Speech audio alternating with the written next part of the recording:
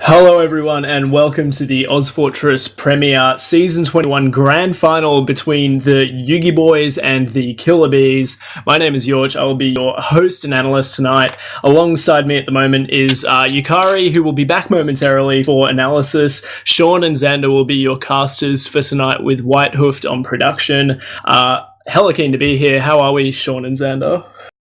I'm pretty good. Yeah, actually pretty excited to cast this. Sort of a last minute thing, but yeah, I'm interested to see if we can get some different results from the last two times we've seen these teams play. Yeah, I mean, I agree. I'm also super keen to be here and to, get an opportunity to cast these grand finals of the Premier Division. Will be very, very exciting.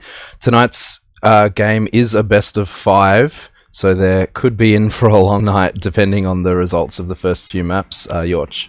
Oh, you think that could be a long night? You haven't solo casted a best of 5 with Yukari as company. That's a long night, let me tell you, but it'll be a good one tonight. It's the closest, I think it's probably safe to say, as far as the top 4 contest in Prem goes, this is the closest ozfortress season we've had in a very, very long time. These are the two teams that managed to make it all the way to the final. Unfortunately, Sean, your team got knocked out in 4th place, and the KILLA BEEZ did it in a very exciting and very close fashion against Swift AU to qualify for tonight. We'll get into rosters pretty quickly. Xander, do you want to give me the KILLA BEEZ roster, the defending champions?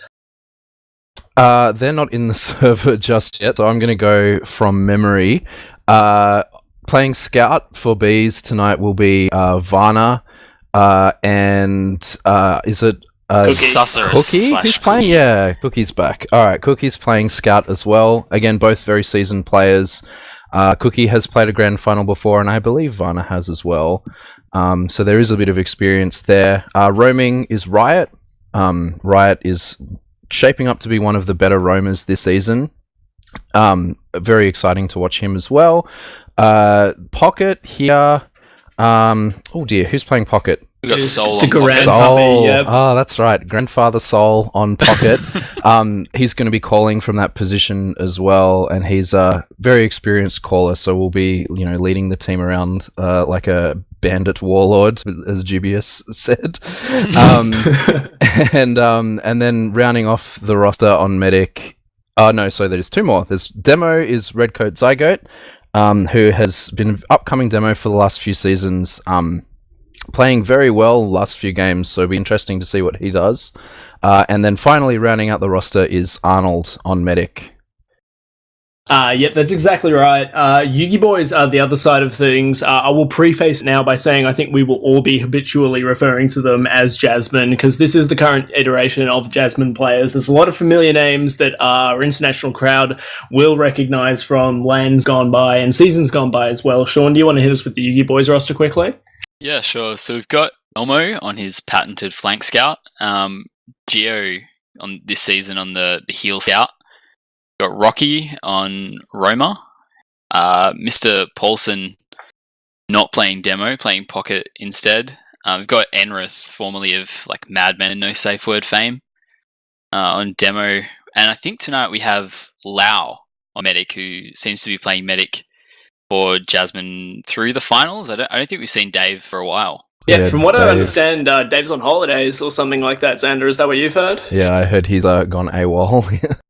Yeah, and that's not entirely unlike Dave, but Lau, a relative newcomer to the, a complete newcomer to the top of Prem. I think he's had 1 season of Prem before this, playing with Yui and some other waves. I'm being informed to exactly where Dave is by Elmo, but I'm probably not going to say that on stream because it's not entirely politically correct. I think I've heard that too. But yeah, I mean, Lau has been playing demo for the last few seasons, demo and scout. So it's interesting to see him come in on this team on Medic.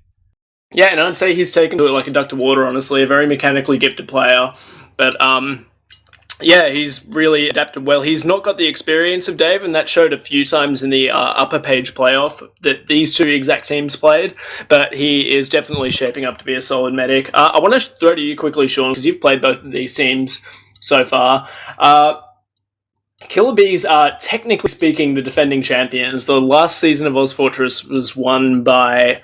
Christ, what were they called? The Source back then? They were called The Source. But as Elmo pointed out in stream chat, I think both teams have the same number of players from that grand final Source, team. Exactly, yeah. Because obviously Paulson, Elmo, and Gio, I think, played on that team with... I think it was Rocky as Riot. well, I want to say. Rocky did not play in the grand final, played in a lot of the finals leading up. And then I can't remember how the roster ended up shuffling. I think Gio might have missed a game, and then they didn't use Rocky in the grand final. But I think the grand final roster was, I want to say it was Gio, Elmo, Redcoat, Arnold, Paulson, and I'm missing one. But yeah, you got half of both of these teams, but the more experienced players on the side of Jasmine from that lineup. Yeah, welcome back also, Yukari. We're just going to start touching on this because I want to go to the KILLA BEEZ. As we said, technically the defending champions, but with a much different roster. This team, sort of, the current iteration of KILLA BEEZ started off in the preseason, and they had, I believe it was Varna on Pocket, who's since moved to Flank Scout, and they had Sam on the Pocket Scout, who has since been replaced by Cookie. Rocky was the Pocket for a large amount of last season, playing alongside Redcoat, and Redcoat definitely struggled to get healed, Yukari, and now he's coming in with Soul as who plays almost a polar opposite playstyle in compared to Rocky. He's a very happy to throw away his life and not take as many heals. How do you think they've adapted to that extremely different combo playstyle, and has Redcoat been able to shine since he's been getting more heals, do you think? He looked good in the Summer Cup, playing behind Venerous Pocket. He struggled a lot more in this season, I think. His performances on maps like Granary, Garlywash, they've been really inconsistent. Some maps, sometimes he looks great on those maps, sometimes he looks like he's the one letting the team down. That's fair. I think as well the biggest difference is Sam, who is a notoriously good aimer, the aim doctor as some call him, has been replaced by Cookie. Cookie coming into the Pocket Scout. I think both of these teams definitely do want to play a very defined Pocket Scout style, with Gio being the Pocket Scout on YUGIBOYS and Cookie being the Pocket Scout on KILLA BEEZ. But KILLA BEEZ haven't really been able to get the structured play down in the same way. Yukari, why do you think that is? I think part of it's just kind of a fundamental disconnect with how the combos want to play. Like when you watch Jasmine make aggressive plays from the combo side, like Paulson goes in really aggressively, bombs really aggressively, posts up with the Uber. Gio's always right there with him, like they fight and die together, they ride together. When KILLA BEEZ do it, it feels like Soul will go in on these opportunities, and whether those opportunities are good or bad, it's kind of irrelevant. It doesn't ever look like Cookie goes in with him. And if you go in together and you're organised, 99% of the time you're going to come out better than a team that doesn't. Yeah, I think that's extremely fair. I want to throw over to you as well, Sean. You played against KILLA BEEZ a fair bit this season, and I imagine you would have scrimmed them every so often as well. As well as you were the only ones to take a map off YUGIBOYS in the regular season, what do you sort of see as the fundamental difference in play styles here? Because last week, KILLA BEEZ were really undone by the structured play of Swift, but really seemed to thrive in the chaos when they were able to make messy fights. What do you think the key for them is? Yeah, I don't think the fundamental play style of either team is significantly different, but probably more so the different individual play styles. I generally find that Paulson is far more aggressive than Soul, but Riot's far more aggressive than Rocky, and that sort of seems to have a massive impact when Paulson is able to lead that combo through with his aggression and make space for his combo.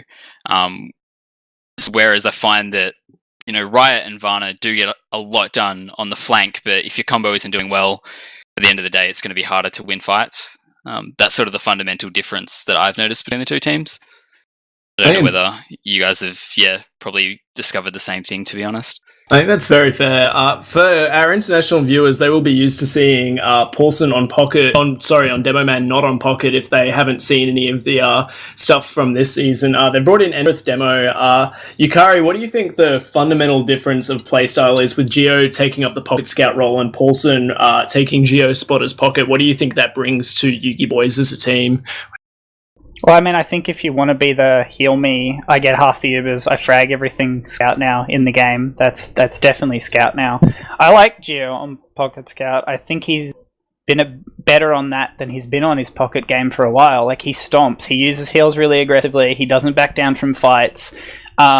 He's not passive with the heals. Like, he's reactive, he's always doing something. And because all of the qualities that made him really effective on Pocket also make him really effective playing Scout with the heals, he chooses the right targets and Ubers. He defends his med very well. All that relatively boring stuff. And with him fighting alongside Paulson, well, I mean, they've already played the combo together at the highest level of TF2, haven't they? International lands against top American and European teams. So I don't think it changes too much. I think it just kind of puts the two on classes that better suit the way they want to play the game, the way the game's played now. I will say that one thing Paulson has really been trying to do this season is he's really been trying to up his game on being aggressive with the gunboats. So like making aggressive players getting in there, but also not dying. I think he does that's, I'd say, the biggest difference between him and Sol. They can both get very aggressive at times, and they both like to open fights for their team. But Paulson usually has like one eye over his shoulder looking to get out of bad fights, whereas Sol, you know, he doesn't back out. He goes in and he wins or he dies. Yeah. And that's kind of, for me, maybe the key insight into why Jasmine have struggled a bit this season. It's because Paulson's going in to distract. Rocky needs to go in to pound, but he hasn't been. And that's kind of the problem between their soldier coordination. Yeah, that's interesting. And I think... I'm surprised, honestly. First of all, we'll go to a few of the map picks, because this is a best of 5. I can say that YUGIBOYS, coming in as the top-seeded team, were able to have the pick ban advantage. They banned Gully Wash, with KILLA BEEZ banning Sunshine immediately afterwards, and YUGIBOYS picking Snake as the first map. Snake was a map that we saw KILLA BEEZ actually take off Swift last week, albeit in a very sort of scrappy and a very, very close match that was taken, that was sort of honestly came down to the individual plays at the end of the day. Riot just put the team on his back. I think Riot's been one of the standout players. I want to throw back to you, Yukari. We saw Riot just go absolutely beast mode in the fixture last week for the KILLA BEEZ, whereas the combo didn't look quite as convincing. Obviously, they're coming in as the underdogs here, but what do you think KILLA BEEZ need to do to win this and to sort of make it so they have the best time possible and the best showing possible? What they were doing in maps 2 and 3 against Swift, when Sol goes aggressive, instead of him just going in to die all the time, have him getting backed up by Cookie, or have him going for distraction bombs so Riot can get in. Like, much better coordination between their combo, I think, in particular. Like, the thing that sticks out for me with KILLA BEEZ compared to when Vanna was playing Pocket for them in the Summer Cup was Vanna posted up, Cookie posted up with Vanna, and Redcoat was safely behind them doing damage. Now it's like Redcoat sometimes is leading, and sometimes like Sol's leading, and sometimes Cookie is leading. There's no consistency, there's no coordination. They look really messy. And I would also say, like, because Cookie is so often getting nothing but cleanup kills and Sol is so often dead, I don't see how Redcoat like consistently fits into the lineup, because with no soldiers to protect him in situations where he wants to play aggro because Sol's dead all the time, or in situations where like Cookie needs to be going in and tying them up, like for example pushing around granary crates or like cleaning up on Viaduct, Redcoat's kind of been an easy pick for teams. Like, I think he's been inconsistent this season is the big thing that surprised me, because he looked so good coming into it, and I think that's just kind of a bit of dysfunctional organisation on the KILLA BEEZ combo. I will say that I think on a like individual level, Redcoat this season has shown that he's capable of like being at or near the best that we have right now. I do think that a lot of the inconsistencies are like what you're saying from team play rather than like an individual, like all necessarily being an individual sort of thing. Yeah, and I think it's interesting. Sean, I want to throw back to you as well. I think KILLA BEEZ, we saw them last week, were very reliant on the combo, which is interesting considering what a sort of like on paper similar playstyle structured through the combo that these teams have. They have the Geo Pocket Scout, they have a very active roamer, and then they've got the Demo Man who just wants to walk forward and take damage. What would you say like the fundamental difference is? How come YUGIBOYS, while playing a similar style, are coming in as the top seeded team? Because surely it wouldn't just be DM at this level. What do you think they're doing that the Bees aren't? I think Paulson's calling is still the best, at least even if it's not the right call, it's the best at unifying a team. I don't think Sol has that same impact. I'm not saying he doesn't unify the team, but the way Paulson calls, it's very strong, it's very aggressive, and everyone gets on board, regardless of whether you think he says everything with urgency. So I think that definitely helps. I also don't think you can underwrite the experience that YUGIBOYS have and the experience they have playing together. I think that's probably the massive difference. Like, yes, a lot of Bees guys have been playing together for a while, but you're talking about Redcoat, who's like, in terms of playing at top the top of Prem. This is his second season really at the top of Prem.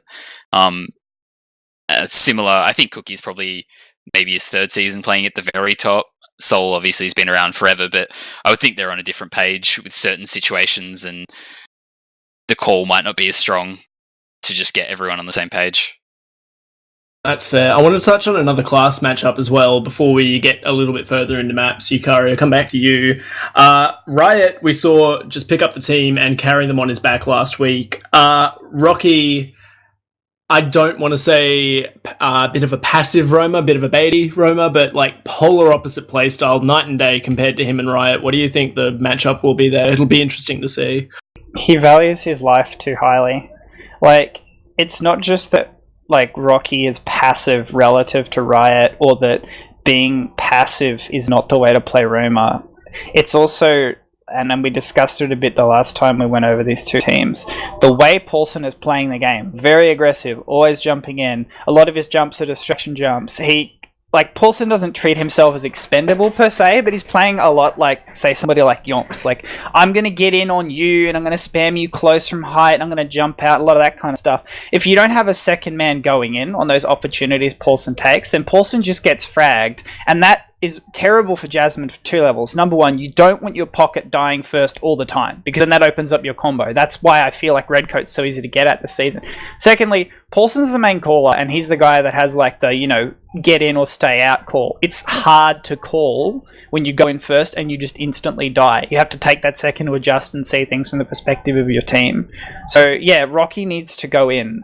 Like, it's one of those things where the way he's playing doesn't work with the way like YUGIBOYS want to play this season. It's kind of like a clash of styles. Yeah, I think that's something we found when we played them, that like often we could kill the combo, and then for some reason Rocky would still be alive, or like that seemed to happen quite a bit. So I can definitely say that I would agree with that, Yukari.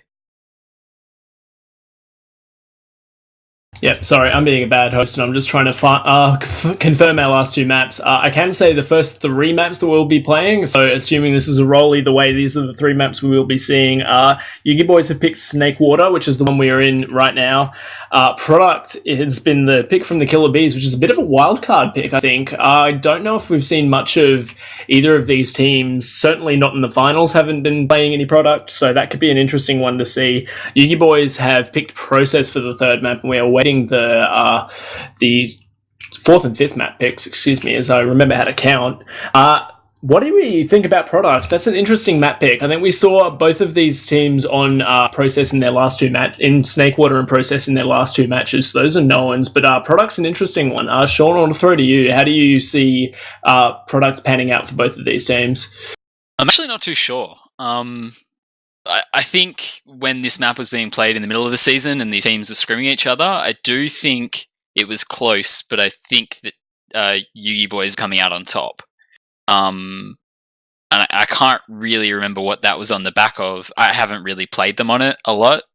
We've played Bees a little bit on it, and I think that there's like a lot of work from Varna, Riot, and Redcoat like on that map. I think maybe they might think they have a DM advantage, and they're just sort of going for that. Yeah, I'm not too sure how they're going to match up on that one, to be honest. DM advantage, though. That's a pretty big call when you've got players like Rocky and Geo on the field. I understand where you're coming from. They might think that they have a DM advantage. I'm not saying that they do. I'm just, yeah.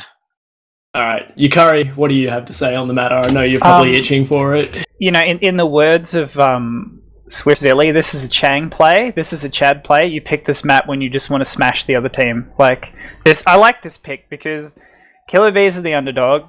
KILLA BEEZ, like Snakewater, is a map that you have to think Jasmine are going to win because of the history on it. So, you pick Product and you go, fight me! And you fight them all the time until they're dead. Like, I love this pick. I love it from it's their team. I love it from screw it, it's the finals, go bash the other team. And it's like a dominance pick, just screw you, we'll pick a Viaduct. Yeah, we tried to do that against Swift and it didn't really come off for us. So... That's unfortunate. It was not the year of the Doge that day. Please do your thing, chat. Another one that throws into the mix was another thing we saw last week was the Riot Sniper, which is an X factor that they will certainly favor them on a map like Product, because you don't want to be taking off one of your scouts. And I don't think I don't want to throw any shade to Rocky, because he's actually a pretty good sniper, but I do want to throw shade at Paulson. He can't off class for shit. Paulson, Elmo and Geo, both quite adequate snipers, both very, very good at their time, but you don't want to be sacrificing a scout in that situation. So that's another thing that they could potentially just throw out there and say, deal with it, adapt to what we're doing at the moment, which is interesting. We do have a lot of players in the server for this first map, Snakewater. I still don't have a fourth and a fifth map from either of these teams, so I'm going to go poke them for a second. Xander, you've been quiet for a little while, buddy. Have you got anything that you want to say going into Snakewater? Any thoughts you want to share? Well, I mean, Snakewater, we did see the YUGIBOYS come out pretty clearly on top last time, so I'm not too worried about what's going to happen on this map. I don't see any upsets to the favourites or anything here. But I mean, as has been said about Product by Yukari, I think it's a very interesting choice. I mean, you were talking about Riot Sniper, but I mean, Riot is a very competent spy as well, and you may even see some more off classes coming into play as the 7v7 meta comes into effect and we start to see heavies being played. But yeah, I mean, I think it's going to be a close game on Koth, which you don't see played very often in 6v6 play. Yep, do remember guys, to sign up for ozfortress 7v7 Prolander. That totally wasn't a meme and is a very real thing. Yeah, it'll be interesting. I don't actually remember what the score was when we saw Jasmine YUGIBOYS play this in their upper It page might have been playoff. 6-1 even, to be honest. 6-1, yeah. Okay, which sounds about right. It was very, very clearly YUGIBOYS on top for last time they played this one. Yeah, that's fair. We do have a fourth map coming in, and this is one that's been an interesting. This is a map I think we're all interested to talk about a little bit. Is Granary coming in as the Bees' second pick in week 7 of finals came around, week 7 of the regular season came around. These two teams played against each other on Granary. Doge was smoking medic for the Killer Bees, but it was won in the final 10 seconds of the map by a hero crit sticky from Enrith. It was ridiculously close between these two teams on Snakewater. So obviously, if you are Killer Bees, you think it's a confident map for you. They came along last week and got thoroughly spanked by Swift. So it's an interesting pick. I want to throw to you, Yukari, to see what you think about that, because it's still one that they're probably feeling good about this matchup with Killer Bees going into Granary, but they've got to have their confidence shaken a little bit by the performance last week. Yeah, I don't know. I mean, they seem to be very hit and miss on Granary, and I think Jasmine / YUGIBOYS have to feel good that Swift just utterly sodomized them. They look like a mess. I mean, we do see a lot of confidence on the side of oh my goodness, I've forgotten the team name. I am the best caster. Bees on the side of Bees, they're very confident coming in with their play on this one. But I mean, with the results that they had in the playoffs before against the third place team that they only just scraped a win against in very exciting fashion last time. I mean, it's going to be interesting to see what they can bring to the table against such a dominant team in YUGIBOYS.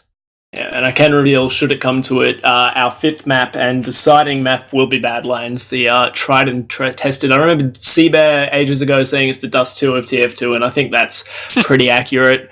God bless Seabear. He was the guy that made me want to get into casting. What a legend. But yeah, we will be going live relatively shortly, as soon as Cookie feels the need to reconnect. I think we're missing another player. I think that is a Varna that we are missing from the server. God forbid he's been called into work or something of that nature. But yeah, this will be a really good game. If you guys have just got here, this is the ozfortress Prem Season 21 Grand Final between the Killer Bees and the YUGIBOYS, or the Jasmine iteration of the moment. I'll throw over to you, Yukari, because I'm sure there's some things we haven't touched on yet that you want to talk about just while we wait for everyone to get into the server. I just think, is Enrith going to do an Adolo and ascend above mere mortals and just trash the other team with his very presence? Because he went 20 6 for 2 in the last time we saw him on a TF live stream with like 450 damage per minute. Yeah, or it was something on this disgusting. map as well. It was on No, Enrith. Yeah, Enrith on this map against this team last time went absolutely huge. Like, it was a very Chad performance by Enrith. And that could, like, speaking from experience, the intimidation factor that you get when your counterpart absolutely destroys you on the first map takes a bit to come back from. Especially with Enrith, because like when YUGIBOYS picked up Enrith, I feel like that's a bit of an investment in the future, because Enrith is a really great demo, but if you want to like take the next step from being great demo to world-class demo who has like turmo level frag videos, you've got to be way more aggressive. Like, look at the transition Habib made from like, I'm always alive, I'm going 40 for 10 every map, to smashing his head into his W key until the other team is dead. And Enrith has been trying to get more aggressive this season, at least like from what I've seen. And when you're doing that for the first time at the top level as demo, it's a struggle, it's hard. So the more Enrith does it, the better he's going to get at it, the harder he's going to pound. So, I think it's going to be really interesting to watch him, especially on these maps, because other than Granary, these are maps where Enrith should be, just going full psycho, especially Snake and Product. Like, the first 2 maps, if Enrith just shows up and is like, hey guys, it's the Enrith from last time, I think KILLA BEEZ like get loaded into a coffin and shot into the sun.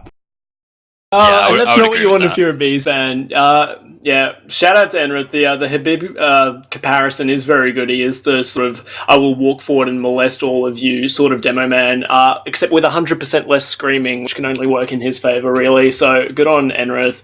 He's sort of made the transition in the last few seasons of being a sort of a staple of mid-prem to a genuine top-prem threat. I think no one will sort of doubt that he is the best prem in demo in prem the best this prem season. in demo, he is. He sure is. Thank you, Sean. As my dyslexia seems to kick in. I'm dyslexic today. This is good to see. I don't know. That's another thing that we saw a little bit last week, which was Redcoat was struggling a little bit on the mid-fight matchup between Deft, and that's something that he's going to need to work on, because obviously Enrith is a whole step above Deft in terms of that sort of thing. So we do see configs being execs, but I want to go back to you, Yukari, and say, like, this is the map that the Bees won last week. What do they need to do, particularly on Snakewater, to get themselves into this game? You know that classic movie scene, we kill the Batman, we kill the Enrith, and we keep killing him. Like, it's like Battleship Enrith on this map, like once the demo just gets rolling on Snake and they're in the zone, like, what do you do? It's kind of like what Termo used to do. He'd go to mid and he'd just select an enemy, any enemy, and he would be like, okay, I'm putting a 70 damage sticky on that enemy, and someone in immunity would be like, oh look, a free kill, and then everybody would die like 5 seconds later. It's just, Demo and Snake is the ultimate sniper, and Enrith was not so much sniping as just bulldozing last time. So yeah, I think kill the Enrith, keep the pressure on, lots of double soldier aggro, and I think what I really liked out of KILLA BEEZ last time I saw them on Snake, Sol was, when he was going in, it was less going in to die and more going in to open up the game for Riot, because when Riot was getting behind Swift, when Riot was taking one-on-one duels, or when Riot had time to go spy and off-class and sniper, he was really putting the fear in them. I think that's fair enough. We are not live yet in real time, and I'm starting to run out of things to talk about, guys. I won't lie, but Sean, I want to throw back to you. You've played both of these teams a fair bit this season. I want to sort of pick your brain a little bit, being the only team so far to have taken a map off YUGIBOYS. What is the secret to it? I've got to ask you. To be honest, I think we just got them when they weren't prepared. Like, if I'm completely honest, if they had expected that we could beat them and to thought more about Gully Wash, I don't know whether we would have actually taken the map off them. Not to say that we wouldn't be competitive with them, but at the time it was we had a plan for the map and they didn't. So I don't really know if it's applicable here, but I also think really aggress the combo and trust, your flank has to be so on to not letting Elmo through, because if you let Elmo behind you, if you let Elmo get out of your sight, you are going to lose, I think. And I think you can almost say the same thing for Riot, though, and that's an interesting matchup. I wanted to bring back to you, Yukari, is the flank scouts of Vana versus Elmo. Elmo, known as being an absolute wrecking ball on the flank, who's got a very strange Muppet fetish, but Vana as well, an extremely good aimer on his day. A little bit of a temperamental player, I think it's safe to say, but he is a very, very good flank scout, as we will be live momentarily. So, Yukari, I want to just get your thoughts on the two flanks and the head-to-head there. Vanna's been really passive this season. I'd like to see him go in more. Vanna doesn't do passive. Vanna, I don't think the word passive is in Vanna's dictionary. Go in there, be a Chang, make it happen. You know, I would like... And I'd also just add, Sean, that was a pathetic way of saying, like, oh, we just got lucky. I just like the key to beating Jasmine, clearly, it seems to be Sam. Has any team lost to Jasmine 100%. In how long? So, like, Sam played with KILLA BEEZ. They beat Jasmine. Sam played with Zeno. They beat Jasmine. Sam appears to be the answer. Shout out to Sam. Sam was the answer for us. I'll give him that much. Shout out to the M Doctor in chat. I'll go to you guys, the casters. So Sean and Xander, as we will be live momentarily. Any last thoughts, guys, before we get into this one? Anyone have any last-minute predictions for what the maps are going to be? I think that this one is probably safely going to be maybe a 4-2 to Jasmine, but pretty comfortable, I think. All right, I'm gonna be a little less kind than you. I'm gonna say that this is going to be a 5-0 to the Jasmine YUGIBOYS, with Enrith putting in somewhere around the ballpark of 700 DPM. It'd be like Tomo playing Highlander all over again.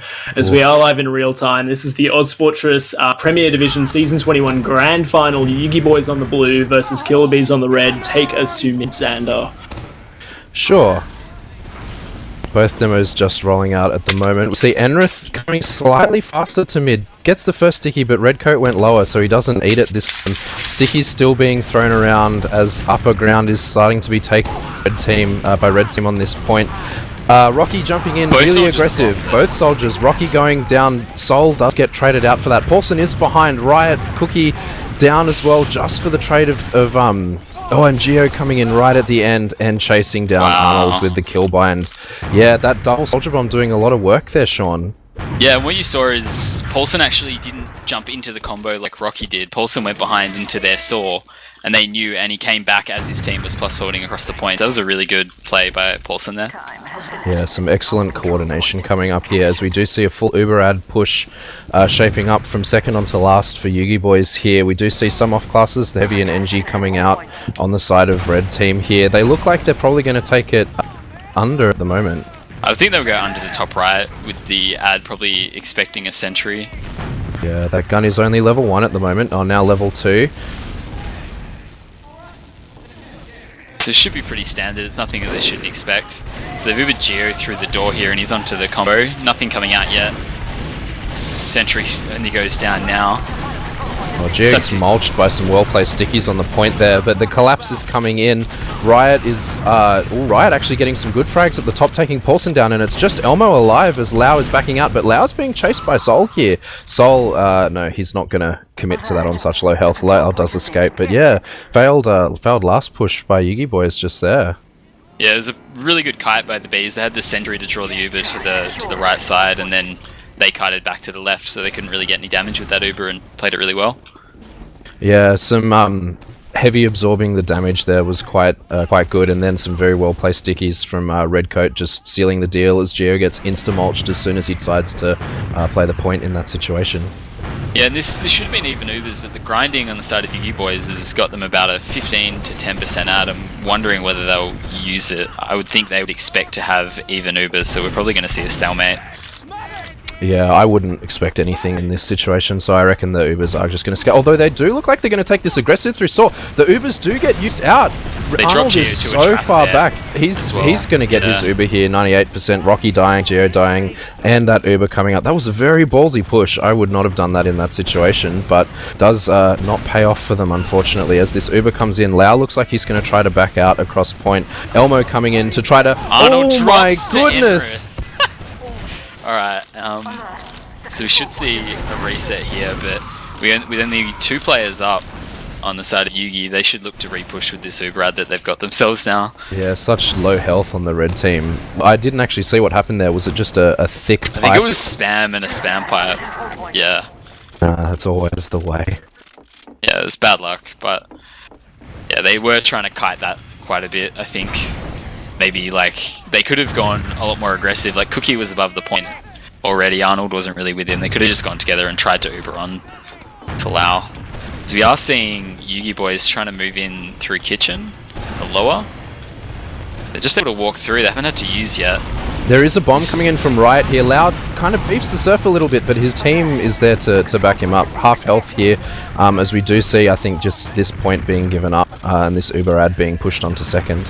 Yeah, and YUGIBOYS are wanting to move through with this. They will know the ad's getting small. They're only at 10% ad now, so we do see them try to move into lobby. Red Coat does get minced there by the, as you say, the super aggression, but this Uber is up for last. They might drop Sol. Oh no, Sol does get used on. Much better Uber here on the side of Lau and Geo. Paulson jumping in, expecting to get a tab there, I think, and dying, as they do choose to back off on this even player trade. Rotating round to Shutter now. Trying push on the right side. Yeah, this is a really good play. We see the point being played really well.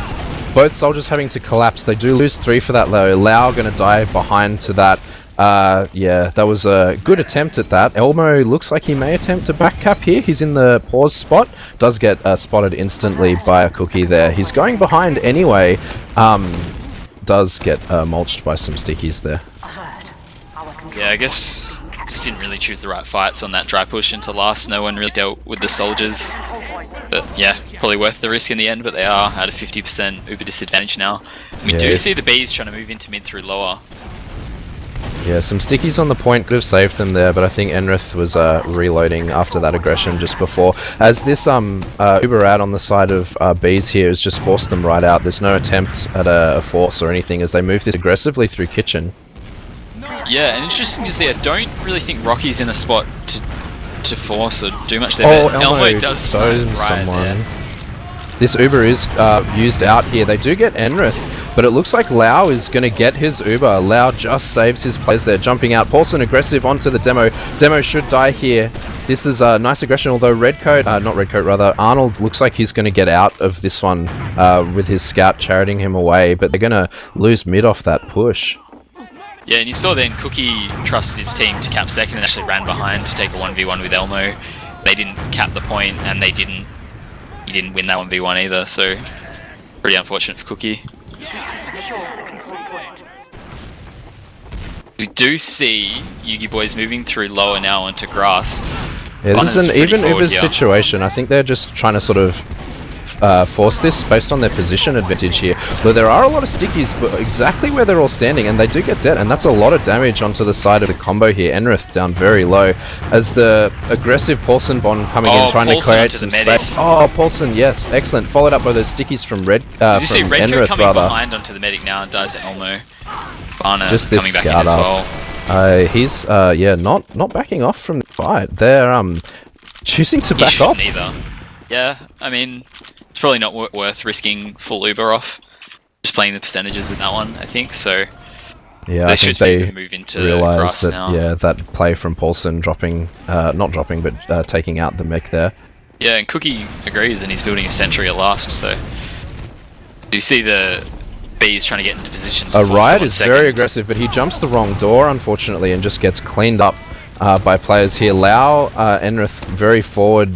Coming actually Africa under point here, may actually get damaged quite heavily by those stickies there. Scout is behind, but he's not choosing to forward this fight. He is a little bit low. They've taken it under, leading it up straight through onto last.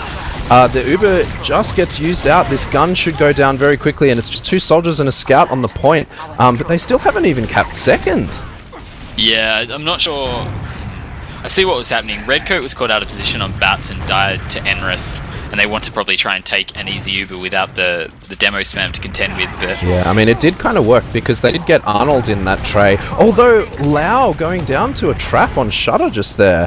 Did not see that. Yeah, Rocky jumping in and surfing right back out. That was nearly the perfect play. Unfortunately, Oh, this point actually being played. He may. Oh, wow. No, that was Nice pipe by Renko. Chad pipe coming in just there. Yeah, that was an unfortunate play by Lau there, just walking into that sticky trap. I assumed he expected his team to call the position. They look like they're going to hold second though. They're not going to give this up, despite the sort of 30% Uber ad that they are facing now, pushing out from last. Yeah, again, I think it's one of those safety things where you're trying to play the percentages in the higher risk games, and they're just not worth trying to dry without Uber. Elmo is up on sniper at the moment though, so they're expecting it. Where's he playing from? He's playing from window. At the moment. Surely they expect this though. Elmo is known to snipe in these situations. But we'll see. It'll be interesting to see if they try and use this, because they have the Uber up now, but they've sort of let a 25% ad disappear, and we've got an even Uber now. Yeah, they do have a sniper on their own side here as well. I think it's who's this Riot sniping at the moment? Elmo is taking the scope in on him at the moment. Yeah, and I think this is going to be a classic Snakewater stalemate. I don't think we're going to see a whole lot happen until one of these snipers gets a pick. Yeah, Lau was in a very interesting position. He just crouch walked right across that sniper sight line. that was an interesting play, as he does return to buff his sniper here. But I mean, this is, what is this, 10 minutes and we're still in the first round? No scores on either side at the moment. Yeah, a lot of clutch plays by some of the scouts, and I think Redcoat saving that last point cap. So yeah, a lot of scrappy fights, a lot of dry pushing. Not, I guess, what we'd probably expect from a game featuring YUGIBOYS. Indeed. Yeah, just exchanging some spam at the moment as Elmo actually does go into a fairly aggressive sightline. He's trying to peek this drop down point with Geo. Does get spotted out, I think, by Cookie really quickly. Cookie may choose to peek this and meat shot him. Yeah, he's sort of playing the careful game here as Elmo rather is forced to rotate out.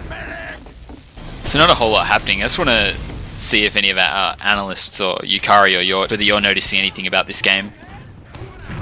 I'm going to cut off Yukari so I can get in quickly. This is, so far, it's playing into the way that the KILLA BEEZ want to play. They are taking a lot of scrappy fights, and they are allowing their DM and their scouts to clean up. I want to draw your attention to the scoreboard quickly, despite the fact that he's been playing Engineer for the last 2 minutes or so. Is that right? It's going to dome Elmo, actually, in the Sniper 1v1. There's a lot of aggression coming here. Scouts right in, coming in for that counter sack.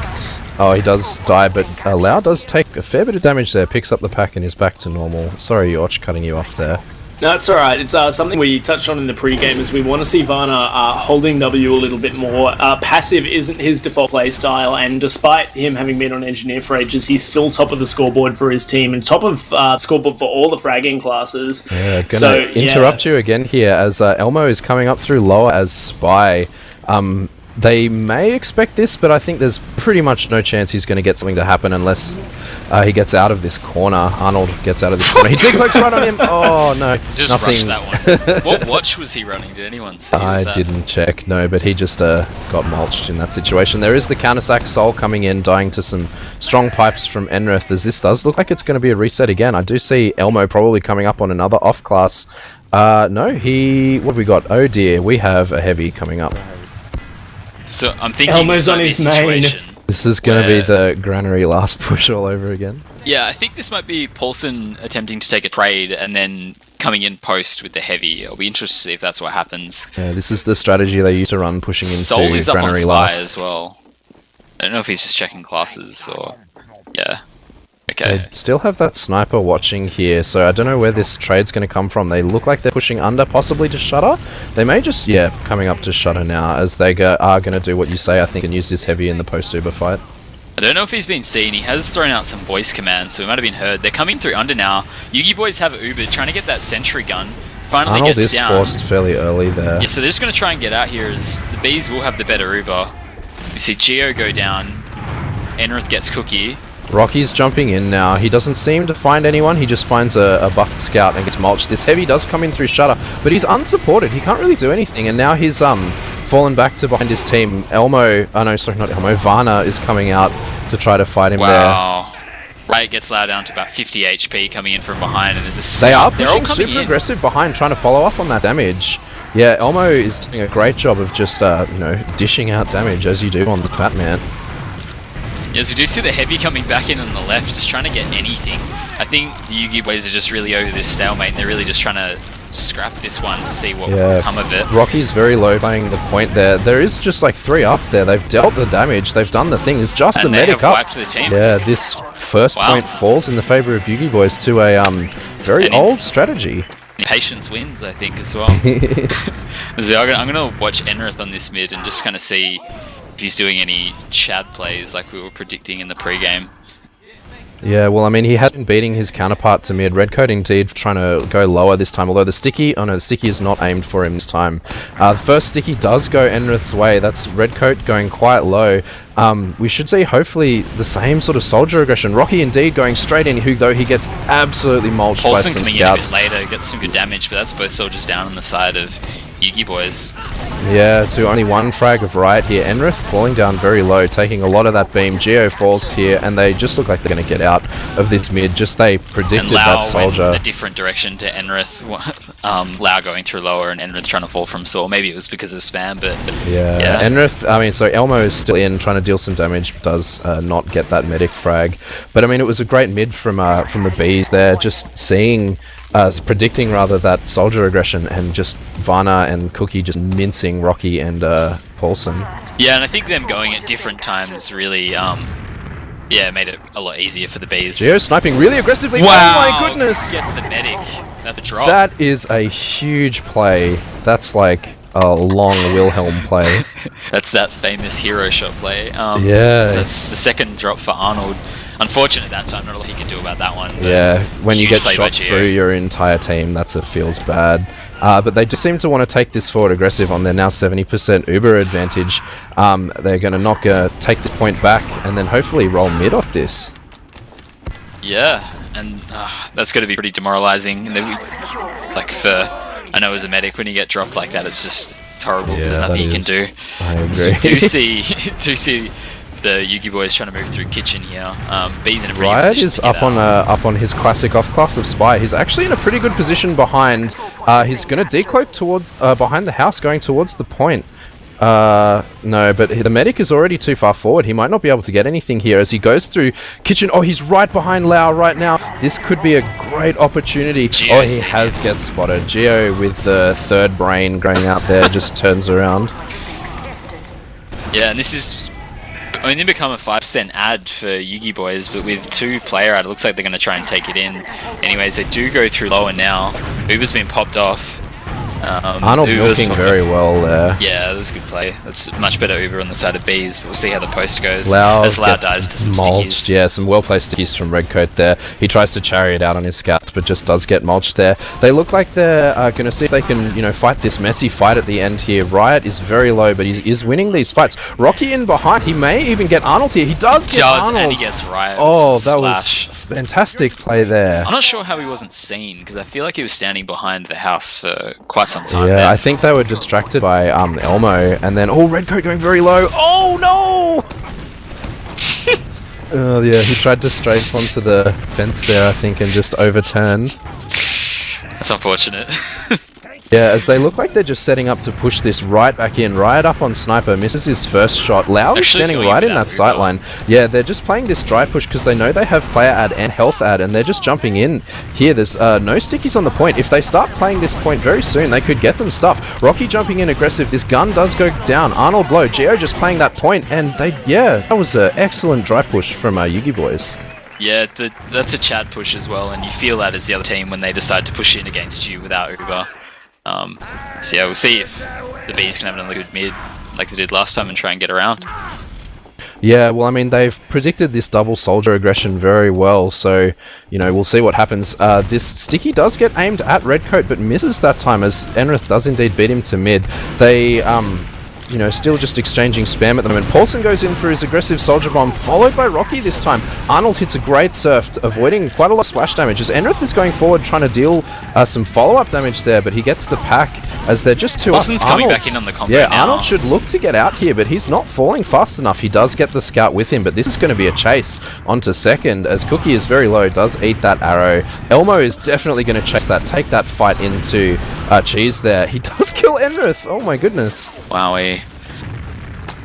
Yeah, they're just gonna settle for mid here. They're not gonna chase that fight, as the Ubers do even out after a successful mid fight on the side of YUGIBOYS. Yeah, that was another thing that Yukari raised in the pre-game, where Paulson is looking for a way to live. So when he went in, he immediately got some damage and then went back into kitchen for health and then came back in, as opposed to Soul that died here. Seeing the even Ubers, Geo's sniping now through Saw. Yeah, I don't think they've called that yet. He hasn't taken a shot on her. I imagine he just took that damage. They've seen him now. May he go for the hero shot again. You never know. He was successful last time, so he's probably gonna take it. But no, he does pay for his life as he does go super aggressive there and just dies to some stickies. That's 2 down actually. Paulson losing his life there as well. And the Bees are going to come in here. Even though Arnold is on low health, he's still committing to this fight. Very, very good play. Yeah, so Rocky's actually still in kitchen fighting Cookie. Gets an arrow mid-fight and wins that one. Enrith collects Soul, who goes in to take down Rocky, and we actually see YUGIBOYS coming on top, despite losing 2 players early in that push. Yeah, this like even Bees are Ubers backing fight, up through yeah, Saw. they just, took those DM fights when they didn't need to. Yeah, so we see they're moving through grass. Paulson actually jumps the combo here. Drops Arnold.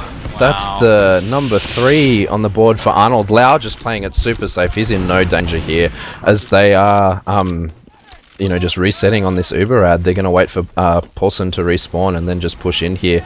Or actually, they may just even push it through grass. They are just pushing here. Riot is behind, but he's very low health, so he's definitely called out. He's right. He's actually in on Lau. Yeah. No, Lau takes 0 damage from that bomb. Yeah, good calls by YUGIBOYS then. It's one of those ones where the Bees, I think, probably should have predicted that they would be bombed.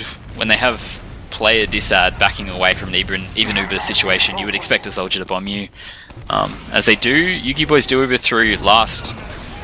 Soul up on heavy here. He does just get mulched. This gun is still up though, only just now getting taken down. But there's already a 2-player advantage here, and this point is being played super early.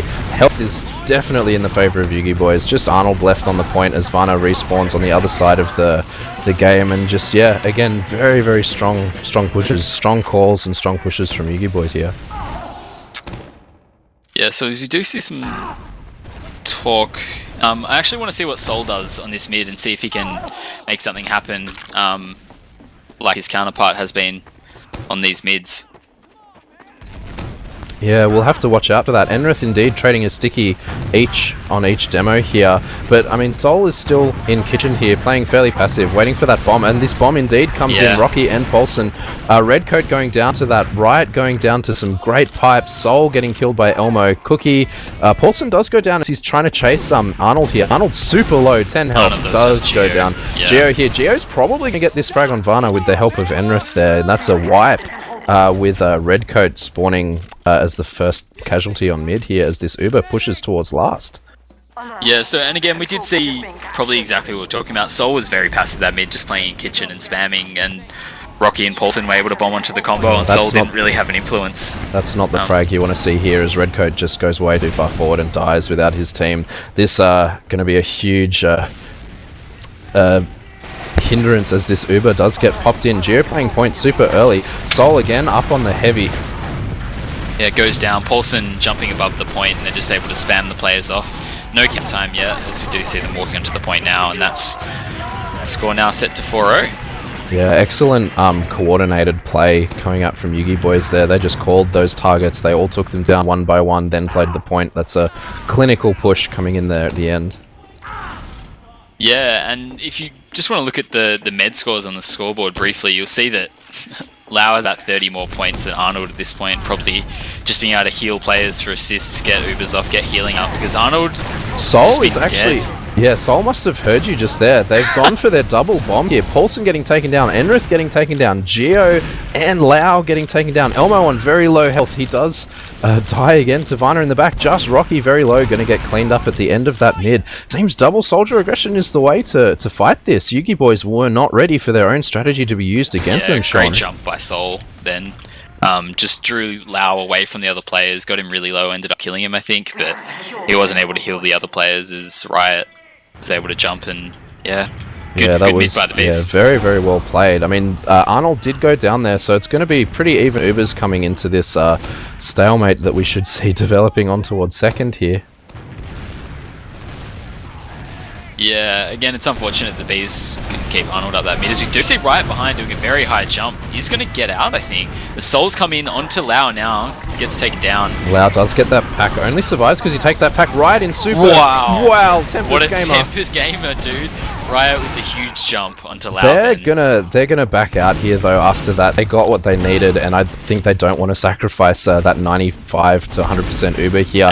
Although there's just so many plays. He drops a cookie there. He probably just says, "I don't want to use in this situation."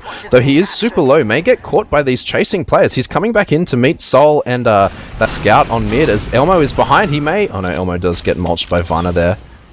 Yeah, and at the end of the day, good play by Arnold. Oh, those stickies! Gramps Arnold very flashbacks. lucky that it gets Sol and not him. But at the end of the day, it's good play by Arnold to hold that. Arnold, as he does get forced by pop Rocky. that time rather than dropping. Gio's actually Yeah. behind now, coming in on grass. He's on Red. Enrith goes is, down. yeah. Their like whole combo is behind there. Lau is caught behind here. It's a pretty good surf there actually. Gio wins a 1v1 Though with he's Vana. yeah He's getting overhealed, gets the medic. Gio, large gamer. Yeah, both meds down in that fight as the scout followed up on that damage after that surf that Lau hit towards Cheese there. Sol caught behind. He is spotted out by Elmo. Elmo just decides that he doesn't want him to be there, so he deletes him. Yeah, that's pretty unfortunate. I think just the Geo brain play there, knowing that they only had, I think it was 4 players up, Sol dies to a trap, all of them are lower. Geo, yeah, gets an easy pass to go through Saw and get behind. Yeah, that was a very good play from both teams there. YUGIBOYS ultimately coming out on top. We do see a pretty even Uber situation here, but with Riot up on Sniper. I think he's sniping from Bats here from drop down.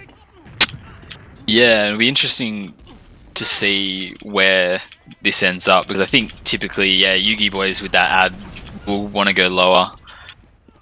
Yeah, I mean, this is again a situation where it was even Ubers, but the building on the side of YUGIBOYS is just so much better, and they've ended up with, 15 ad. I mean, they may choose to go on this because, yeah, they do seem to be walking in very aggressive. Paulson does die though. That Sniper though is going to come into play as Loud surfs. He surfs directly into the sightline. He does use that Uber. Very, very low health. 30 health there. This trade coming out on second in the KILLA BEEZ favor as blue team is forced to back here, and Loud dying in that fight. Yeah, and Sol's on Rocky and Saw here. Rocky wins that 1v1 with the help of the health pack. Enrith fighting Vana, he's still alive. Oh, these Enrith pipes, man, he's just destroying people. There's 2 up on the side of red team here. Yeah, and we're going to see, like, it should be Uber ad, but Lau's actually not healing anyone yet. I think just waiting to see how this ends up. Yeah. Paulson's on red coat. Gets an easy frag when he's so forward, does die. Yeah, see Riot's actually in, but gets jumped by Rocky. Rocky is fighting him here. Oh no, it's a 2v1. He's probably just going to choose to try to get out. Yeah, no, he actually does die for that. Sol very low, but still committing to this fight, committing to this spam. That's a very, very good play by him. Geo taking that fight with the scout, who is now low on point, falling back. Sol behind, actually. Oh no, yeah, Sol is behind. He's spamming some rockets. He has, and Lau's very low. Lau's probably going to die here, actually. Paulson jumping in through Saw, very... Oh! Gets a massive air shot onto Arnold, and that's a feels bad, because the surf wasn't that bad by Arnold. No, he just unfortunately turned it the right way, and that was an excellent rocket from land champion Paulson. Playing like he's not on 70 ping, so... The WA ping going into effect as he hits sick middies. Rocky very low. Oh, he does trade. that was the Roma special, I think, was there. Except that Red Sol is not very the Roma, low. but... Oh yeah. Yeah, we do see an even Uber situation again. I feel like this has evolved into a bit of a scrap fest the last sort of 5 minutes. I feel like we've been just rotating between who has mid.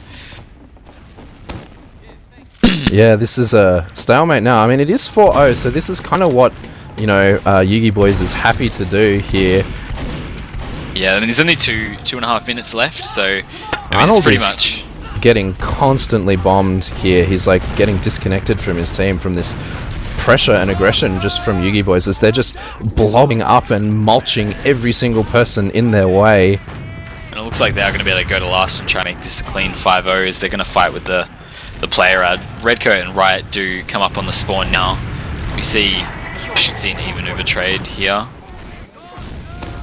Yeah, so they're able to walk in. They do force out that Uber a little bit earlier than Red Team in this situation. Paulson jumping away here, may get chased by some scouts and soldiers here as Sol gets skyboxed. He doesn't get middied there though. He will, of course, crater after that. Elmo goes down. Lau is running away for his life. He looks like he's very comfortably safe after that somewhat beefed push. Yeah, and he would have died if Stickies didn't bounce off teammates, so... Ugh. Redcoat, very unfortunate to not get we the do frag. see, actually, this is Rocky on Spy and Paulson on Sniper. I think this is heading into dead time here, I think. Yeah, so I think it's going to start. Yeah, I don't think a lot more is going to happen here. Yeah. See Rocky get taken down quite easily by Sol. Both of those off classes get mulched pretty easily. Enrith doing very well there. He may no, he does choose to back off in this situation as they let this second point fall. Although this is even Uber's going into last. Scott Paulson coming up on Engineer here as they look like they may be in danger for the first time this game. Yeah, I don't think so. The Uber up on Lau. We might see. Yeah, we do see that the Bees have used as a trade on the left side of last. Not a whole lot happening. I think.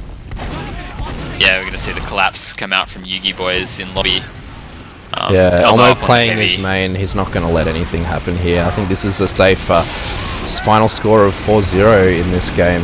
Yeah, so I think we'll pass to yauch and yukari and see what they think about that map. I just want to say quickly to our producer, throw it on the Elmo cam soon. He says, watch his heavy. He seems to be quite proud of his heavy. He's just mowing everyone down on this main. Good on you, Elmo. That is going to be 4-0 to the side of YUGIBOYS for the first map. Their pick, not a 5-0, which is interesting, but sort of a more methodical game. I'd say KILLA BEEZ were relatively into it for the most part of the map. I want to get your thoughts, Yukari, before we go into stats. What did you see there? When your best moments are Uber pushes with advantage and your med walks into pipes and drops to snipers that have been called 5 seconds ago, you have a bad time. Yeah, to build on that, I think it's safe to say, Arnold hasn't been having the best game so far. I think it's safe to say, I'm going to quickly scroll down on the stats. He ends up finishing with 3 drops there, yeah. I think, what is that, 4 less Ubers than Lau in the end, and holy shamoli, that is, let me do my maths quickly, that is 8 more deaths than Lau as well, which is pretty damn significant. But, so Arnold probably needs to wake up. I don't think he still lives with, he still is living with Ivan, otherwise I'd tell Ivan to go slap him and get him to wake up, because he started a little bit sleepy for the time being. We'll go over the logs quickly. Cookie actually top fragging in the server with Geo not too far behind. Geo with the better KAD and KE though, which is safe to say because that's what I took away from that one, Yukari, which was Geo was slightly shafting children for the better part of that, especially when Paulson was able to get in and aggress on Paulson's terms. That's a level of nuance that he has that no one else seems to have in the server as far as the soldiers go, is getting in, putting out meaningful damage and being an impact in the fight without landing in front of 3 players and dying immediately. That's something that he is able to do so much better than all the other soldiers in the server, and Geo has just been able to capitalize on it, as is Elmo actually with 31 frags. 4 of those run heavy at the end though. Yeah, it's true. It's not a real class.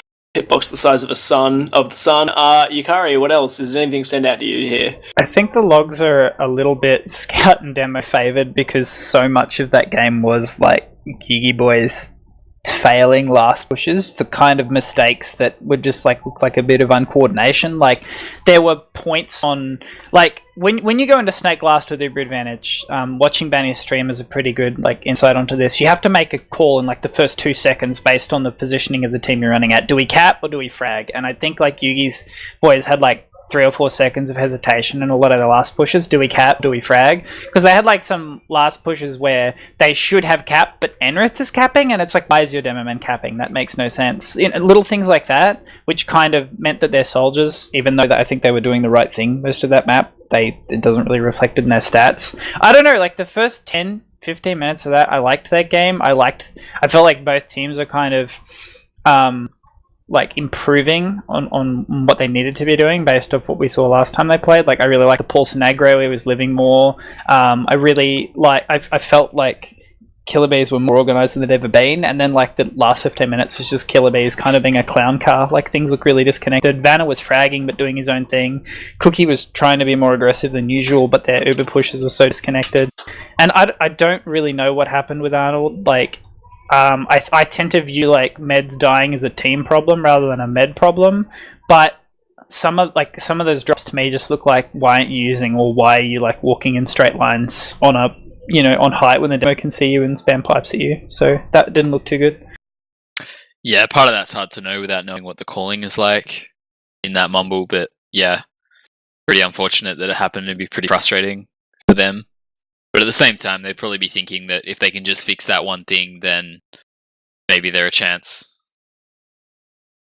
Yeah, I mean, if you do look at the logs, it's not like their scouts performed badly or anything like that. I think half of it really was just the Enrith Pound getting top damage by, 2k in the server, which is fairly thick with Redcoat, 2k behind him, and going 13 for 21 as opposed to 27 for 12. It's definitely backing off that demo damage that, was just so present on YUGIBOYS.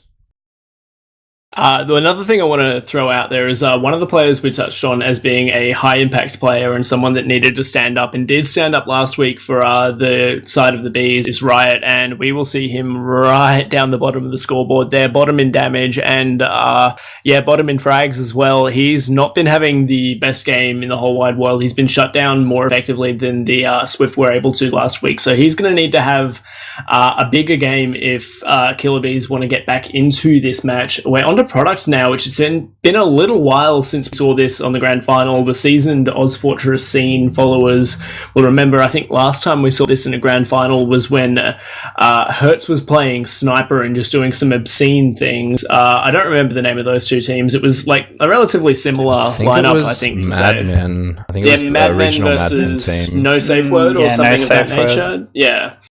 But it'll be interesting to see Cookie playing Sniper in the pre-game, hitting some nice shots. Nothing to read into there. This map plays very differently to Snakewater. That goes without saying. We're in a different game mode now, and this is a map where the soldiers need to be very much on the same page, which you touched on in pre-game, Yukari. Paulson and Rocky maybe not so much on the same page. How is Rocky's Roma going to be on this map? I don't think I've ever seen him play Roma on this map. It'll be interesting to see. I've never seen him play Roma on this map, but I actually think him and Paulson did an extremely good job last map. Like, they look good. To be honest, they probably look their best. And, like, honestly, at least half of that last map, like, yeah, okay, it was a 5-point CP Snakewater map, but most of that felt like a bloody Viaduct map. Like, we're just pushing through chokes, we're pushing through chokes, we're pushing through chokes. And, like, essentially Jasmine just kept pushing through chokes until their heal advantage and better coordination meant they won. Like, that was half the game. Even half of their last pushes that were successful with that. So, yeah, given the way the last map went, I feel like YUGIBOYS feeling pretty good right now. Like, Riot couldn't do anything because, like, Geo deals with soldiers in a completely different way to, like, every other scout that's played with a combo for YUGIBOYS or Jasmine. I'll say it, I've been saying it the whole time. He deals with them the right way. If your response to roamers is to back off and to kill them when they jump in, then you have a losing mentality and you will lose at the top level. You've got to watch the way Banny does it. He gets in the face of soldiers, and Geo was getting in Riot's face when he was jumping and totally shutting him down. The earlier you get in that soldier's face and you hit him with high damage shots and you deny his air movement and you deny his options, the less effective he is. And that's, like, most true of all on Viaduct. Like, that's one of the reasons Freotech scouts pound on this map, because they fight soldiers in the air. They don't bait their team and then clean up soldiers like certain European scouts that would get rolled by Freo on this map. Like, that's the difference, really. Like, there are a lot of things that make Viaduct, but if your scouts are Chads and they fight, then you have a huge edge on this map. And of course Enrith was, he did things that, would be rated R-rated and not allowed at Hollywood cinema, so that helps. Yeah, that guy got refused classification for video games in Australia. That was, it'll be interesting to see. I know I keep saying that, but this is a map where Enrith, he top damaged in the last map, but this is a map where if he's not contained and totally boxed in, he is going to absolutely shaft everyone on the server. They need to be really, really on top of that, and I feel like Riot will be aware of that. He's got the jumps and the mobility to make things happen on this map, but that's what the epicenter of this playstyle will be. It's going to be an interesting one. Redcoat not got the experience on the demo man, but the Scout v Scout matchup will be a really, really close one. I think obviously you've got a back Elmo and Geo going into this as the better Scout combo, but I believe you actually played a product against, was it KILLA BEEZ, Sean? So you can got not in a game, I think, but we've definitely Swift? scrimmed them on it. Yeah, we've played Swift on this map. I still want to check in for your insight and stuff like that, because this is probably a map that favours Cookie's playstyle, which is really beam heavy and allowing his soldiers to open it up for him so he can walk forward with 185 and clean up. So I want to get your thoughts on it as well. Yeah, and it does work, but it relies on those soldiers opening it up for him, and being able to like maybe survive. They don't necessarily have to do a lot, but to just survive, to open the space up for him to walk into with beam. I do think it's a lot harder against a team like Yugi, which has such competent players on the other team. Like, because yes, it's like Cookie, it might suit his playstyle, but it also suits Gio's playstyle. So I'm not too sure it really gives them an edge, if I'm completely honest. Yeah, that's fair enough. Yukari, back to you again. We need to see Arnold wake up. This is definitely a map where you need to be switched on as medic. We've got Arnold, who seemed to have been playing with his monitor unplugged a little bit of the first map, but we've also got Lau, who's a relatively inexperienced medic. We've seen, I think, Locke, who was the medic for Swift, the third place team in this ozfortress season. He is a master of this map. He has got it completely down pat on medic. What do you think that med matchup is going to be like on this map? Because it is so important, because it is a difficult time if you're not a mechanically gifted medic, this map.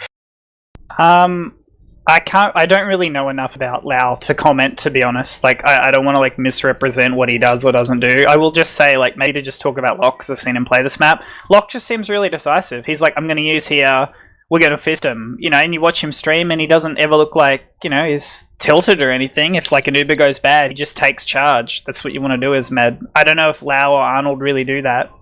Arnold seems like he can get a bit frazzled when the pressure's on. Yeah, and I can say, having played on a team with Lau, he is not the assertive type by any stretch of the imagination, as you'd probably expect of anyone who watches that much anime, but it's just... he extremely mechanically gifted player, but obviously unfamiliar with the medic class, and definitely in a team like this, where I think he feels like he is the least experienced and understands that he's the least experienced person on the team, he's not going to have that sort of decisive mindset that an experienced medic like Locke might have, but his mechanics will need to be on show here. He's a very gifted player on just about every class that he touches, honestly. He's played every class at a reasonably high level, so going to need to see those mechanics on show here, and meanwhile, we're going to need to see Arnold play the way that he played last season. Honestly, he was one of the best meds in Prem. He's been around for a very long time, so I'd like to see him improve, because I don't think that was a good representation of what he is capable of on that Snake Water map, as we are live on map 2. Xander, do you want to take us to mid on Gully Wash? Have fun casting this map. Awesome. So this is product, not Gully Wash, as we roll out here. Redcoat actually kind of getting the early damage here as Enrith just backs up, but the aggression comes in right away. Paulson and Rocky coming in. Paulson with the good damage on Arnold there, but they do both get cleaned up behind, except that lets Geo and Elmo both war forward and mulch half of the team here, and they're just going to rotate around and play their heels on these scouts here and just force Arnold out here. That was an amazing aggressive play, made everyone turn around there, Sean. Yeah, and it's similar to what we're seeing on the Snakewater mids. Both the soldiers get behind, live for long enough to give time for the rest of the YUGIBOYS to walk across the point, and it makes it pretty easy from there when Enrith can stand on the point and spam slope. Yeah, exactly, and then the scouts just cleaning up that damage. But we do see even Ubers here as Red Team does walk forward to contest this. Redcoat getting absolutely fisted by the stickies of Enrith there, as this Uber trade does come out on the side. Even fairly even Uber trade. Paulson jumping behind to try to create space, and Enrith is taking that space as he is walking forward. and putting those stickies out. Geo does fall there though. Yeah, And this... I was going to say, we do see Bees coming onto the point now, trying to play with their heals. Cookie going very deep, gets Paulson. Gonna get Elmo here too as well, probably Lau. Wow. And gets Elmo huge from Cookie then, actually. And he gets Rocky as well. Oh my goodness, that was a fantastic play. 4 or 5k play from Cookie. Yeah, so. Cookie doing exactly what his team needed in that, just finding the space and walking through it, or creating the space himself even. Yeah, Cookie saying to Geo, if you can chat, I can chat better. So we are seeing a 50% Uber ad on Bees, but Yugi wanting none of that, trying to dry push this when the Ubers aren't up. This point being played already, and they're just forcing them right back. Riot being an early frag, followed by Varna very closely. Cookie trying his best to sort of keep everyone away from that cliffside, but that spam's coming in, taking out Soul. Yeah, it was actually pretty poor play from the Bees. Like, even if Ubers aren't up, you are in the position advantage standing on the point, and to give that up for nothing, probably not a great idea. I mean, it's again that like patented aggression. They just didn't expect it. Like, as it just walked through them, and they just like got minced. Yeah, as we do see the Uber advantage is shrinking to about 5 now. Bees have come to the point. They popped the Uber up very early. They might catch Enrith here. No. And we do see the Uber from YUGIBOYS coming out. Paulson trying to jump behind, getting some nice damage on Soul. Redcoat Arnold just goes standing down. in the very safe spot there, spamming that. Does get Enrith with a cheeky sticky. Rocky with a nice bomb to open some space up. Soul standing on China here. Was that a collat from Geo just then? Oh, Lau! Oh no, he just gets saved by his team there. He kind of missed that surf a little bit, but yeah, he's just, you know, playing really, really safe behind his team, not taking any chances here, especially after, you know, such dominant play from his scouts there. Yeah, and I think the Bees really misread how big their Uber advantage was, because Arnold was not in a position at all to get out. They committed very hard to that Uber, and he left for a long time until he wanted to get out. As we do see a pause. Yeah, I think this is pause coming in. First one of the game. We didn't see one at all last map. No, but it wouldn't be an ozfortress grand final without one. So no, I agree. Yeah, do we want to bring in some analysts here? What have you seen happening here, yauch and Yukari? Mission ends in 30. Yukari, do you want to go? I'm talking to chat. I don't think there's too much to say so far. Just YUGIBOYS kind of look like they're carrying on the form from Snake. Even in the chaotic fights, they're doing better. Good focus fire, good shot selection. Paulson, Rocky Aggro seems to be working out better. Enrith is harder to get at. You know, it's all coming together. I want to touch on quickly, we didn't say his name too much in the last map, but I've noticed it early on in this map. This is the best I've honestly seen Rocky roam. He's got his fundamentals down pat, he is choosing his bomb timings perfectly, and he's using his DM in ways that really, really suits his team, but also sort of plays into his natural play style. I'm impressed by Rocky so far, especially where if you're used to playing the 50% pocket role, this is a map where the transition can be quite jarring. So I'm proud of my boy Maxwell. He's made some improvements and he's looking good so far. Yeah, I agree. I don't know if you can see on stream his mid-pencil jump at the moment in true Roma fashion. That's a calculated C-tap, I'll have you know, Xander. But yeah, I mean, this is a very strong positioning being set up here, this cliff hold, as you know, very forward stickies from Enrith, very safe positioning from the medic here. I mean, I see this hold going all the way with this Uber ad. I mean, my timer's ticked all the way down because of this pause, so I can't tell you how much there is left. Oh, we do see an unpause already. Do you want to take me away, Sean? Oh, I'm trying to do a quick reload scheme. Actually, they all bomb him really aggressive, and Lau's positioning just pays off there as he's just allowed to stay safe, perfectly undamaged. Although there's lots of Redcoat. Redcoat has killed himself. I don't know what to say to that. That was an interesting moment from Redcoat there. I mean, credit to them. They all committed for that frag, but I think he took maybe 20 damage that whole time. Yeah, as you see the forward hold coming out from YUGIBOYS. Bees are trying to break out. Arnold gets forced pretty easily in the end. And we see the trade coming out, probably slightly in the favor of Yugi. Arnold trying to run out now. So you see the Pyro coming in very late after the Ubers have already been popped off from Riot. Yeah, I don't know if probably going to die here. Yeah. Whoa! Huge reflect midi. That's some Sigafu moments there. This pyro does come in. I mean, I assume they brought the pyro out to break a forward hold, but they'd already used that Uber in that situation. Paulson And getting another denied, reflect. getting hugely denied by this pyro from Riot. I mean, I know we said he was going to bring out these off classes, but we didn't realize that it was going to be so effective. Everyone's on fire. Paulson jumping in from behind now, gets some good rockets onto Arnold. He's very low. The collapse from YUGIBOYS comes in. Yeah, Got 2 frags so far. Cookie is in, dies to some stickies, and that's the first round to YUGIBOYS. Yeah, I mean, that was a very interesting play, and it did get a lot of stuff down, but it was just, unfortunately, that when they had their whole team there, he couldn't really do anything about that. All right, take me to this next mid, Sean. As we do see the reason for the pause, Riot's ping like 100, so we might see him drop or retry or something. As we do see Paulson going fast jump, gets some easy rockets onto the medic, with some spam from Rocky taking him down. He is behind. That should trigger a collapse from the remaining Bees players onto Lau. Very Looks nice, like he's pretty safe, yeah. Yeah, he avoided that rocket very deftly. That was very nice. As we do see a forward hold coming out from YUGIBOYS, just the standard one here. Yeah, this is when you'd like to see the pyro, and indeed we do. As I say it, Riot says that worked last time. I'm going to try it again up on that pyro class. As he is coming out now, gets taken down pretty quickly by Geo that time. Yeah, I think they were ready for it that time. Redcoat is actually coming out to try to trade some damage. He would have died if not from that arrow there. Yeah, so failing to get this force, and they're only at 60%, the Bees. 70% now. I wonder whether they're just trying to take a trade or try and force Lau.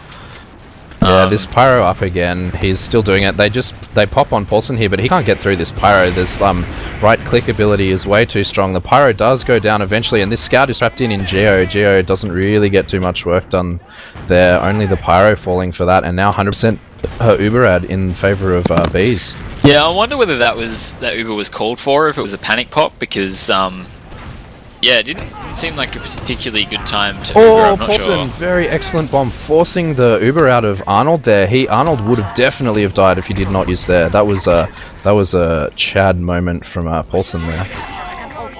Yeah, it's unfortunate, but because we are going to see the ad back up on the side of YUGIBOYS. We'll see if the Bees can actually hold the point if they try and dry push this time. As we saw last time, they gave it up pretty easily without really getting a whole lot.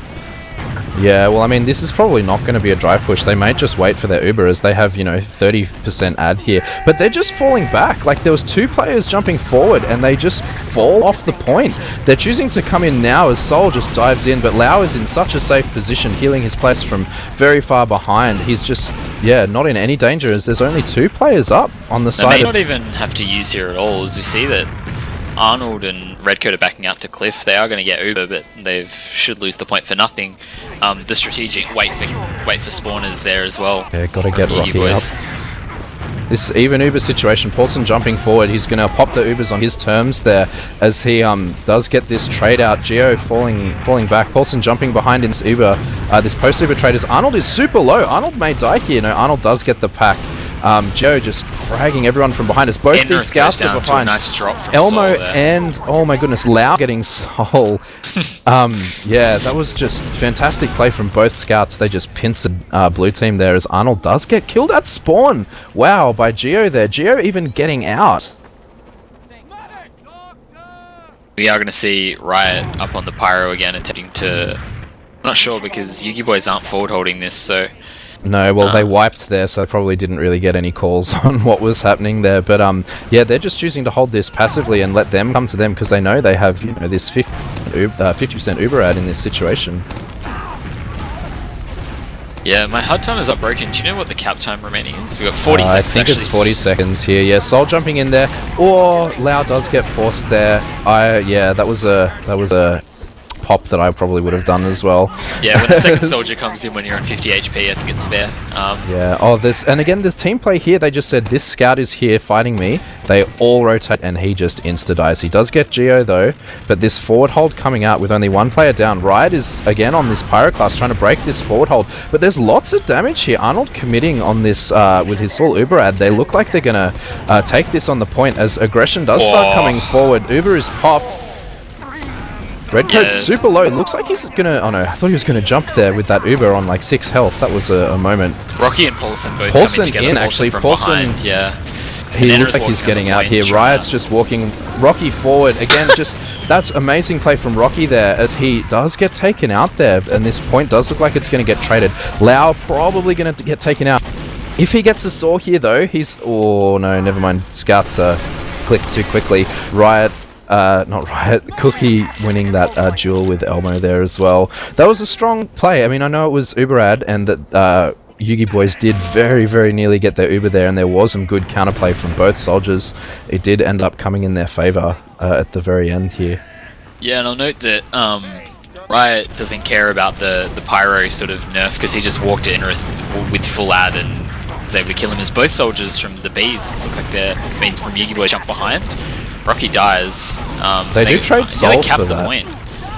They're just taking the space. Like Scott Paulson rather is always all the way in behind, and that Uber does get forced out as they do back off into their main. Lau looks super safe here, and they're just going to repush this with the ad that they've generated themselves. Yeah, pretty clinical from YUGIBOYS there for just a sack. Now we're going to see them come out on the left side. Yeah, looking to rotate to slope now as we do see Riot in. Does not get the force. Gets Lau down to 30 HP. Great hold by Lau. Good positioning. Yeah, he's just rotating to this cliff back here, and he's just going to walk this forward behind his very, very strong team. He's got a lot of confidence here as this call does come out to Uber here. Scott Paulson might die here. Very, very low health. Great flash from Lau Oh, there. yeah. Saved, Red like, Coat 2 jumping lives. in, and now just, yeah, that was very good play from Lau in that situation. Yes, we are. So, Bees have to win this round to take this map, the one that they picked, mind you. So, we'll see if they can come out with a bit of a stronger round, stronger mid. See Soul up on China, just spamming for now. Yeah, not a lot happening. So we do see Rocky jumping onto slope right now. Paulson's jumped in onto Rock as well, and they're spamming the Bees out, but they've managed to get Rocky. Might look to re-push this now, but the health seems to be a lot better on the side of YUGIBOYS. Soul does go down. Cookie on point. Yeah, this might get taken down. team play on the side of YUGIBOYS here. Both scouts just got each other's back in that fight. One of them says, "I'm low, I can't take this fight." The other one comes in and says, "I got you, fam." And they just like win. They win that fight just purely off that team play. They never took any 1v1s. And Riot dying on the flank to Elmo there again against 2 scouts. Like this is very, very good team-centered play. Yeah, and I think it's them just saying that they want to beat any player that they see. We do see... Wow. Okay. Oh, That is really unfortunate. that was, for yeah, I don't know Paulson if, and Lau. Just tried to milk it too hard, and that was a drop from Lau. yeah, that was a stickies from Redcoat. I don't know what the And call good was. focus Enrith from was Cookie. Enrith was super forward there, and they just said, "We're going to Uber and kill this demo," and then just had some really well placed stickies to a slightly unprepared YUGIBOYS for that fight. Yeah, I think it's a case of milking, and not to mention, yeah, Cookie was doing some good damage in that fight as well, managing to take down Enrith early as well. So, with no Ubers up, YUGIBOYS are saying, we want to dry push Right this. back into we this, don't wanna- yeah. Soul gets absolutely destroyed. Soul got absolutely destroyed first by Rocky, then by Enrith. So, goodbye, Soul. Yeah, hi YouTube, that moment there. That was an excellent frag. Yeah, as you see about even time, even Ubers, so Bees are going to look to have to try and take an even Uber trade. Interesting to see if they try and take it. So they're walking up on cliff now. Not a whole lot happening at the moment. Varna's in very forward. Might die, it does. The This popped Uber out gets by both forced. Lau, teams. yeah, Lau doesn't take that chance, and this trade comes in. It's a single on both teams. Actually, on the demo though, Paulson getting flashed in behind. All these stickies get blown towards Lau though, and he takes the damage. And Soul coming in from behind follows up on that. Excellent play. Yeah, the stickies getting splashed underneath your combo is not ideal. So it's pretty unfortunate. I'm sure that wasn't planned, but Soul in the right place to follow up on Soul that was damage. in the right place, so yeah, it was pretty good Uber by the Bees the way they played that actually. So we are going to see now Uber add on the side of Bees, but Yugi again, when no Ubers are up, they want to fight, they want to take this point, they do not want to let Bees get free cap time. Yeah, I mean, it looks like Lau is going to commit to this fight as well. He's quite low, healing behind the point. This Uber's going to get forced out, and he's going to get caught here, yeah. Enrith going to get caught here as well. That was a very, very strong play. They knew what was happening there. Oh, great Great from Arnold. That was a fantastic surf. That was amazing. This is the play we need to see out of the bees here. That great play from Arnold. Elmo is all the way in still. Oh my goodness, that was Varna fantastic. hit every pistol then, I swear to God. That was incredible. But yeah, there's a lot better play by the bees. I think, Enrith goes down to some long distance pipe from Redcoat. Varna goes down, trying to shoot the medic there. We should probably see a dry push from Yugi again, as they are coming up slope now.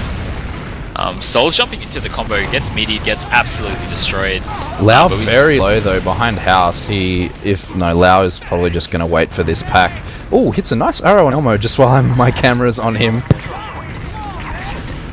Yeah, so Lau opting to not go for a pack there, just trusts his team, probably telling him to just come forward. They do cap the point. Yeah, I mean, 3 frags falling in that situation against, oh my goodness, bees. I'm so bad with team names. As this Uber does get forced out from both teams here. Lau choosing to... Actually, no, Lau gets stick it in. Yeah. Great play from Redcoat there. Lau still alive. Wow. What the hell? Oh, no. Good jump by Riot to clean him up, but he was quite wiggly in that fight.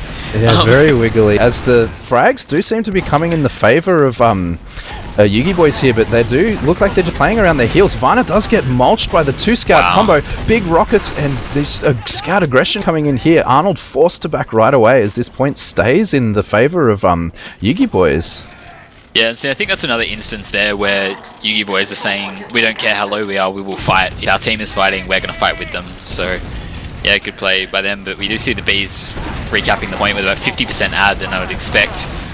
Yeah, Elmo and Rocky both go in, both get destroyed, but... Rocky fragged 2 people with 1 jump. That was, with 1 rocket rather, that was very impressive. Yeah, it's a good early spam from YUGIBOYS, great calls on the damage. And yeah, I mean, they should hopefully just, group up here and play off their now 60% Uber. He's on Lau now. Ooh, Lau hits. Yeah, Lau does jump out of the way there. And will opt for the pack? Yeah, he does opt for the pack here. Soul trying to get in here, but, Lau is way far back here. Geo just walking forward here onto Redcoat. Redcoat taken very low as this fight, just very messy fight, even though there's a full Uber ad basically on the side of YUGIBOYS. So the Uber is popped off now and they're trying to collapse onto Bees. Redcoat does go down, but Arnold looks like he's safe. He's back at last. Yeah, Paulson has a look, gets mulched by both scouts. Yeah, so gonna see a reset. Good positioning from Arnold there. He knew what was happening. Though this trap in-house, has been called by Cookie there. Rocky Rocky does get deleted there. See, both scouts played together again and they took down Varna. Yeah, Geo and Enrith just doing so much work there. These stickies coming in from Enrith are so well placed. Elmo taking this 1v1 against Cookie. Cookie super low. That Uber does get popped out though. Lau does back off though. The Redcoat trying to take this aggressive, but they're just going to settle for the point here. With 23 seconds left, this is a much closer round. Yeah, Bees playing much closer to the way they should have been playing before. Yeah, definitely. You see Riot going really aggressive into Rocky. Varna gets taken down as well. Varna, sorry, taking him down as the Uber is popped off from YUGIBOYS and they're running straight to the point now. Cookie still fighting, but yeah, it's just Varna and Cookie up. Geo is just throwing his body in the way. He's going to die, but Varna's just, not going to be able to come back to that point. And that is a pretty clean 3-0, although that last round did get very close. Yeah, so I guess we'll throw straight to yauch and Yukari. See what you guys think of that and if it went sort of exactly how you thought it would. I'm going to throw straight to Yukari because I know he's got a fair bit to say about that. Yukari, go ahead. So the team with the better double soldier aggro, actually backed up by their scouts, won. I mean, that's Viaduct, that's obvious. But I think 2 things. Firstly, that's the best I've ever seen Rocky and Paulson play on soldiers for this team. They had great aggro and... this is the part where angels, or whatever your culturally appropriate equivalent of angels, come down from heaven, because Rocky was initiating on his own into players. He was picking really good fights. He was getting loads of frags. And what I really liked out of that map, other than the soldier aggro, I mean, the scouts, smashed faces. But what I really loved is, you go to logs, I guarantee you Enrith got very few kills, did loads of damage, actually died a fair bit. Yeah, that's exactly what you do see on those logs. And the thing about that is, like, yeah, okay, Enrith died, like, more statistically, I guess, than you might feel comfortable if you're just a stats person, but this is why if you just look at TF2 or anything with stats, you're a moron and need to be thrown out of a bus. You also need to look at the narrative. So many times there, Enrith, when he was dying, he was doing so much damage, he was securing 3 or 4 kills. So it's like, okay, Enrith dies, but who cares? Like, he's done enough to be relevant to winning the team fight. So I've never seen that out of Enrith as a player. That's like super exciting because you need to have that quality if you want to like stomp faces at LAN. So that's really exciting to see from Enrith. And the one last thing I'd say is, like, on soldier mechanics, there's a demo review by Seagull, who is now of Overwatch fame. It's a review of Banny Pov. I think it's the best resource in the game if you want to learn how to pocket. He talks about it a lot. If you want to play pocket or Roma, you need to be very aware of what your team is doing. And you need to be very aware of what the other soldier you're playing with is doing. You need to understand what his health pool is and the ammo he has. Because if he's in a position where he can't tie up the enemy on the map, you have to go. And what Paulson and Rocky showed on this map was a really great understanding of that. I was really impressed because I know that Paulson's kind of had a bit of difficulty understanding that role, like from the I've gone in, how do I stay alive side, and Rocky's kind of had difficulty understanding that role from the I've gone in, should I just go all in and try and pound side. And I think the two of them had the best like judgment ever for their TF2 careers on the roles they're playing now, and it was like a total smash fest. I want to cut in quickly while we can talk about the logs. You mentioned there quickly on Enrith. Enrith, relatively low kills, only 10, but has the highest damage in the server. But I want to talk about the man of the moment, Geo. 34 for 9 at 418 DPM, 5.8 KAD, with the second least damage taken in the server as a combat class. That is absolutely unreal play there from the pocket turned pocket scout of Geo. That is some of the most phenomenal stats I've ever seen. Another one that that I want to sort of highlight, which Sean has pointed out to me, is Riot and Soul on the other side of the spectrum. We talked about how well Paulson and Rocky were playing together. I think I would agree with Yukari in that, especially Rocky, he's really stepped up into his role in that map in particular. On the other side of things, Riot with 5 for 25 and Soul for 4 for 23. The damage is reasonably respectable, although it is in the lower half of the server. It's just not good enough though, and that's what we talked about, Paulson having the nuance of being able to know where to jump so that he isn't just totally disposing of his life.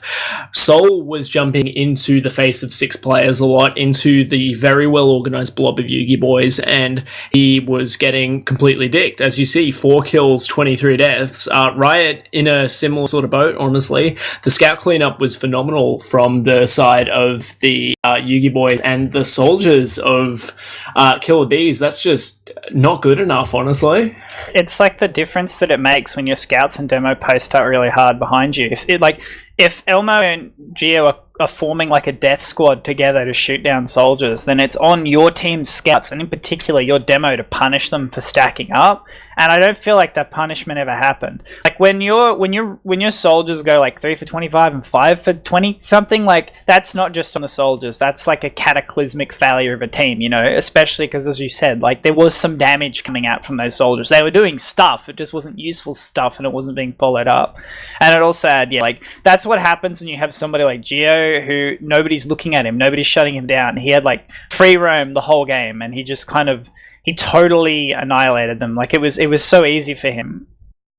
Yeah, on top of all that, though, I do want to point out that Arnold actually died less than Lau somehow in the whole mess of things, and I don't know if that's sort of like him having the knowledge to know when the fights weren't going their way, and that's the scouts and soldiers not being on the same page on the Bees, but Arnold has played definitely better than he played on Snakewater, so going into Process, a map that is probably more forgiving of that wastefulness of the soldiers, and a map more like Snakewater where they'll be able to get themselves into it for the KILLA BEEZ. I think this is a map that will favour them a little bit more, especially now that they seem to be a little bit more switched on. We've seen it in both maps so far. They were better in the last part of Process, and they were better early on in Snakewater. So I think they're just sort of trying to feel things out and play their natural game, and their natural game with Arnold switched on, should be able to do them reasonably well here in process. This is a map that we saw them take against Swift last week in the decider.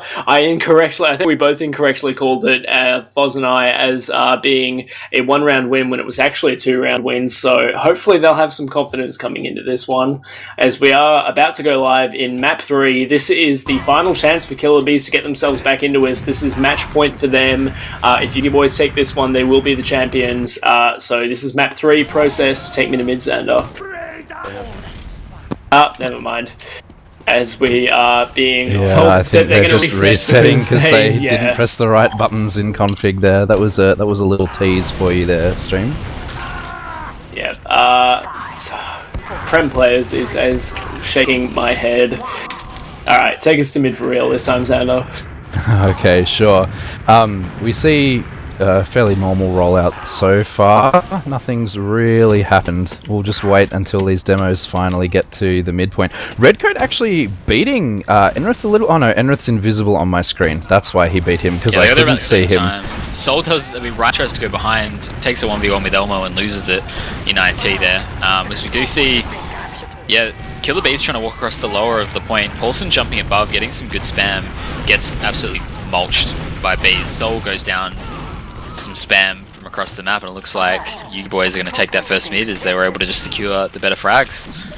Yeah, it's very exciting positional play there, as Enrith is still invisible for me. I might try to fix this if you want to take this next fight, Sean. Yeah, sure. We should see a stalemate from mid to second. So it looks like YUGIBOYS are waiting for their pocket to get there. Did you see Rocky's up on Spy, actually? Yeah, he's disguised as Sniper right now, so they're going to be playing back, and he might go for something. He has moved in to Sewer. He's going behind them. Don't think they'll be expecting this. Yeah, so this is an unexpected play so early. Yeah, he's a decloak behind. No one's seen him yet. As he's walking forward, may get the demo here. Does indeed get the demo. He does die for it though. He gets that focus fire down, but that's a morale moment there. Redcoat looked right at him, so yeah, it must have been disguised as a scout or something. So we're gonna see YUGIBOYS move into second with that demo advantage. No Ubers forced out yet. Paulson Varner is in under on Lau here. Lau may get forced here. Lau actually does back off into a good positional play from Lau there, as he does survive that fight, only taking minimal damage as this even Uber stalemate rotates its way onto last. Yeah, and it looks like, I'm not sure where they're going. They're trying to walk far right now. They have walked in. Paulson's jumping the combo, trying to get an early force. The Uber is popped out by Bees. Good flashing by That Lau, is so much point time from Geo that he does pay his life for it, but they should stay in here and fight, as Elmo is indeed behind him. Panic Room. Lau surfing really well, and just Elmo standing on the point. Wow. That was a very I'll say quick that Lau round. deliberately surfed that sticky. He saw the sticky on the ground and walked onto it, expecting Redcoat to dead it. So I mean, again, he was from Lau. forcing them to look the wrong way. They're just like, this medic is being an idiot, and then they just walk on the point. Both demos arriving to mid at about the same time. Redcoat a little bit lower. Riot going super fast, but he does meet Elmo, who anticipated it in second time. That's the same thing last week. Got taken down. Paulson just taking that room as Rocky goes forward, hits some big rockets. This damage is being followed up. Elmo caught behind. Elmo does get some more frags. Enrith hitting some huge pipes as Redcoat and Arnold are forced to back, but these players want more. Paulson and Enrith coming back in for this this cleanup. Although I think he will possibly get out here. Yeah, he goes, touches that. Oh, he hits the respawn bind. Yeah, Paulson living on about 8 HP there. So, and it looks like they want to go in. Paulson's going in. He's back on the med right now. Wow. Okay, goes down, gets huge damage. Headshot sniper up on Varna here. He's door one. He does get Enrith. That's an amazing amazing shot from here, as this basically forces them to be happy with second and stop that aggression.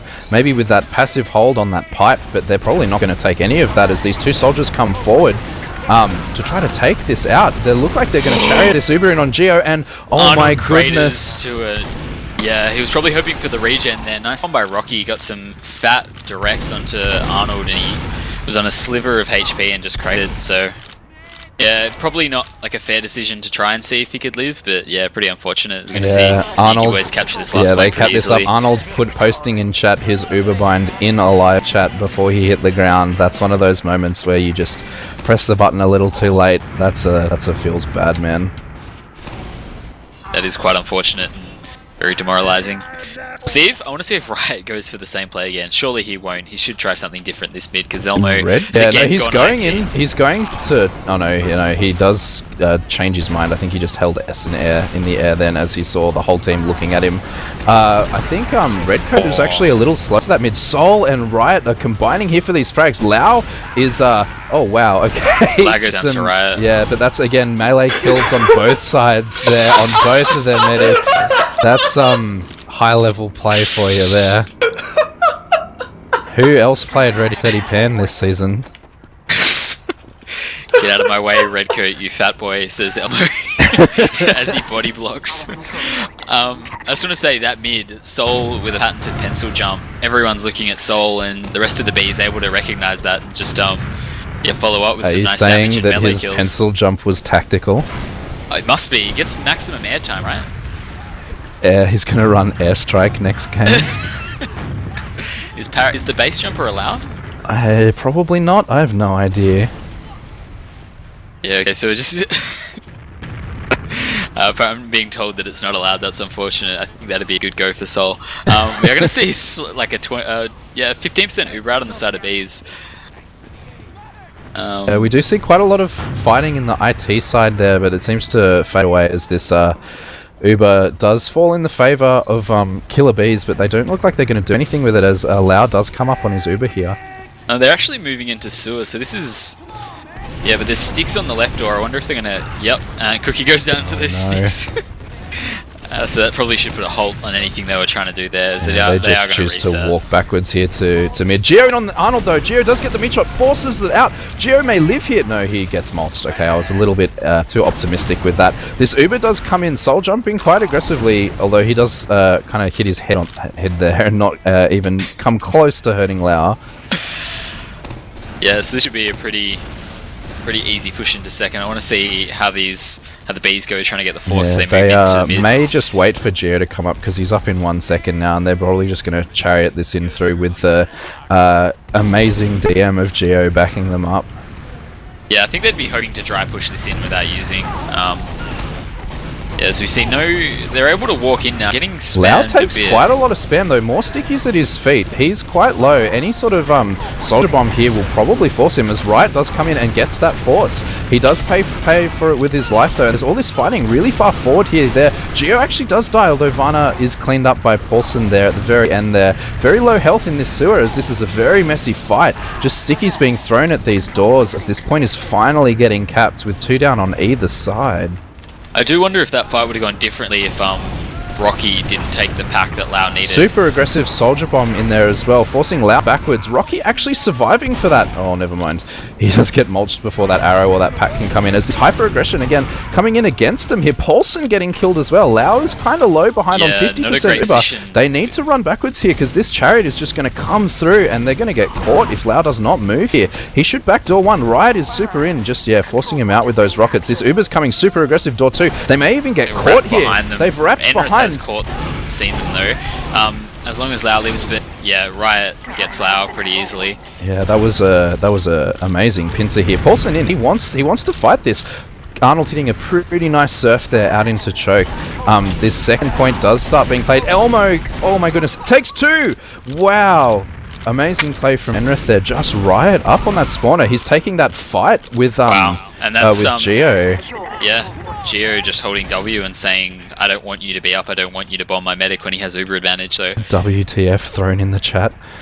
Yeah, and that's exactly right. Like Riot's not expecting Geo to aggress him before he's done anything, and he's paying for his life every time. So. Yeah, and you see fairly sizable Uber advantage coming in here as we see Varna sniping Soul on Engineer and Cookie coming up on that heavy. Level 1 gun going up on the default spot on the left-hand side there from the defender's perspective. As this Uber does look like it's going to get pushed in through lobby here.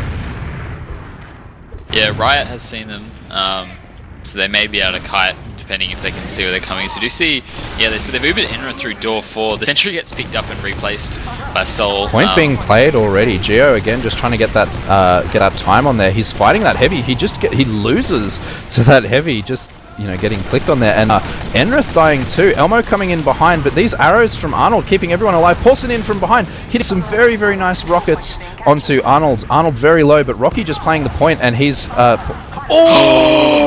Huge save by Redcoat there. That was nearly the perfect play. But that was, just a very lucky sticky from Redcoat there at the end. Or a very well-aimed sticky. Rocky and Paulson played that really well, with one of them playing the point and Paulson actually actively aggressing the combo. So, as you see Riot jumping the combo now, he's probably going to... Or Enrith lives. I think it was on about 20 HP. Does eat that arrow there, yeah. Again, these soldiers are playing super well together. I know that's something that they've been working on for the last few seasons. As this Uber does come out, Lau does get caught. He gets deleted in choke there by that synced damage. As I think they may even have expected that to happen. Yeah, double bomb from Rocky and Paulson there. That was, Geo is up on Sniper at the moment. Oh, he loses to Redcoat at the same time that Redcoat loses to him. That was Riot's being coming in out by Rocky. Trades there.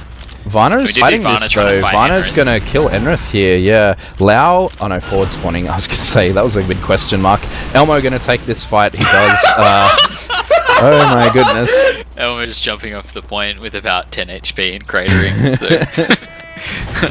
I'm waiting for a chat. Often. For something in chat from Elmo for that one. Ooh, nice arrow from Lau there. Yeah, Paulson's actually, just trying to distract. He's in sewer, gets the pack. Varner takes down Geo, playing really aggressive. Yeah, I think Geo was trying to get in off that distraction that Paulson was doing, but they just fall back here as Ubers are pretty even, as there's loads of spam in this choke. Soul jumps around, Elmo taking the brunt of that and dying. Rocky in lower, dealing some great damage there onto finishing up Soul, but does die as he pulls out his escape plan at an interesting situation. He probably could have got out without doing that. Yeah, really good soldier aggression by Bees. They're all in on the point though. They're not going to have any chance to get there. They just all play that point. They see they're not many up. We can play this point in this situation. That was a perfectly executed push from Bees. Yeah, this is the first round that they've taken. Yeah, Sean, take us to this next mid. Yeah, so I'm looking to see how they will adjust and if Soul is going to go for a distraction pencil jump again. Yeah, we do see Riot not going for anything this mid actually yet. Both teams clustering. Soul actually jumping early on the combo. Riot following up, gets some good damage. It's a nice midi. But actually the collapse is called out and Arnold's been fragged there. Nice pipes onto Lau. Yeah, that was a roller that deaded his feet that got him there. Paulson super low, but these scouts playing super well together. Soul is getting cleaned up behind us. That is eventually a wipe from what started as a very promising mid, Sean. Yeah, so Yugi actually gave up all the position to those soldiers, but were just able to win the fights from a DM point of view at the end of the day, but the actual mid aggression seemed a lot better from Bees. Just unfortunately the frags didn't fall their way. Yeah, we do see pretty even Ubers setting up here. They say even Ubers. Lau is on Kritzkrieg here. This is the first time we've seen Kritzkrieg in this game here. I mean, Enrith has been pounding, so I mean it is an excellent play, I think, in my mind, if they get this off. Arnold is already super low though in this fight. He's forced to back out. Lau's actually really low as well, been taking a lot of spam. He's on 40 HP, both men's on 40 HP. That two players down, both soldiers on the side of Yugi. He's going to force them to back out, but they may look to use this Kritzkrieg as... Arnold's in choke here. Oh, that sticky just misses Arnold, unfortunately there. Death's a little bit too early with that one as well. Oh yeah, that was bad luck as this Uber does come up on Arnold here. They are just going to commit to this fight though. They may as well get this force out before anything happens with it. Elmo in behind. Oh! That was a great force from Elmo. Good. He held that for quite a long way. Oh my goodness, Lau. Lau dying to Soul. Soul playing very well. Redcoat may die here too to Rocky and Geo teaming up again, as you say behind. Cookie very low here, but he's going to pursue Geo. Oh, he gets the frag on Geo actually, and now it's just Enrith. May die. Yeah. And Cookie and Varner actually don't want to give up there, but Paulson snuck in behind. He is on Cookie. Both of them very low here. I think Paulson's going to get taken care of. Yeah, they both die. But yeah, very back and forth play at the moment we're seeing, Sean. Yeah, and we are going to see probably an even Uber situation with the Bees coming up second now, looking to make a play onto last. Yeah, they look like they're taking no chances, do they, on the side of YUGIBOYS, as Elmo is up on that gun already, but the gun's not built and there's so much cap time from Soul. He does die for that, but they may choose to play this if they go aggressive, but no, it doesn't look like anything's going to come of that. Taken down, just like... I think Riot is trying to get banned from ETF2L at the moment. That's a thick edge bug. He does it! He gets Lau! Oh my goodness! Yeah, I mean, great play by Riot, but you can see why they banned it. Not banned in ozfortress at the moment, so he's not going to see the ban hammer, but for all the EU gamers watching, he would definitely be banned for that. Yeah, I wonder how the YUGIBOYS are feeling. Apparently it got unbanned in ETF2L actually recently. Oh, did it? I haven't been following super closely.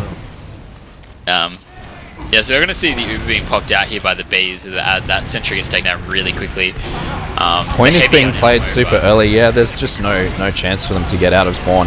That was a heads-up play from Riot. I did see him in pre-game sort of doing some dumb stuff and playing pugs with him before. He's always like, dude, check out this dumb spot. So, like, he does actually pay off in a grand final game where it matters. But yeah, take us to this next mid, Sean. Yeah, so Red could actually getting to mid a lot faster than Enrith, and Riot's actually going really fast onto the red crates here. So good positioning by the Bees early. You see Soul taking crates. Yugi, nothing yet. So we do see the collapse coming from Bees, trying to get some frags now. And wow, the walk forward by Redcoat then actually destroying both Geo and Enrith. Rocky's in. Oh. That was a huge mid. But Loud does live only at about 50% Uber. Yeah, I mean, that probably won't come into play. Soul is, and I've experienced this as well, you can't believe it works at the top of Prem, but just that long airtime, everyone's looking at him, he doesn't die, and it allows everyone else to get in. So you see Uber coming out from the side of Bees, the Pyro gets taken down, Elmo and the Heavy trying to absorb some damage, and yeah, it looks like that's actually Arnold the Bees just stands on the this point. Yeah, this is Putus question mark dropped in chat as the Heavy is firing at a wall rather than firing at the point there. But yeah, I mean, that's a very exciting comeback from here. With 13 minutes left, they do stand to take a lead here as we come into this next mid, Sean. Yeah, and again, we see Enrith going a bit faster this time, but Riot's up early, gets some nice spam to mid. Soul pencil jumping again. He's getting looked at this time. Still lives, and again, he doesn't get taken down. Riot's able to jump. He indeed gets right Geo, now. and Soul, he gets the taken medic. down. Yeah, again, they just get to live. Not sure. They're regrouping in choke to fight this with heals, and yeah, the soldiers do back out here as these scouts Paulson just and Rocky did try and through. go for a play, but just get destroyed. There was no chance there, as all three remaining gamers get fragged there by the healed scouts.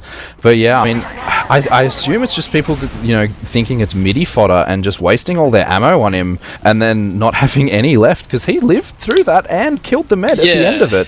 Well, he is jumping quite far away, so unless he gets hit by a rocket or a pipe, if it's just scout spam, he's actually not taking that much damage, and then he just pencil jumped towards the pack, took the pack, waited for Riot to get in position, and they both jumped the combo and choked together. So, I mean, you can't...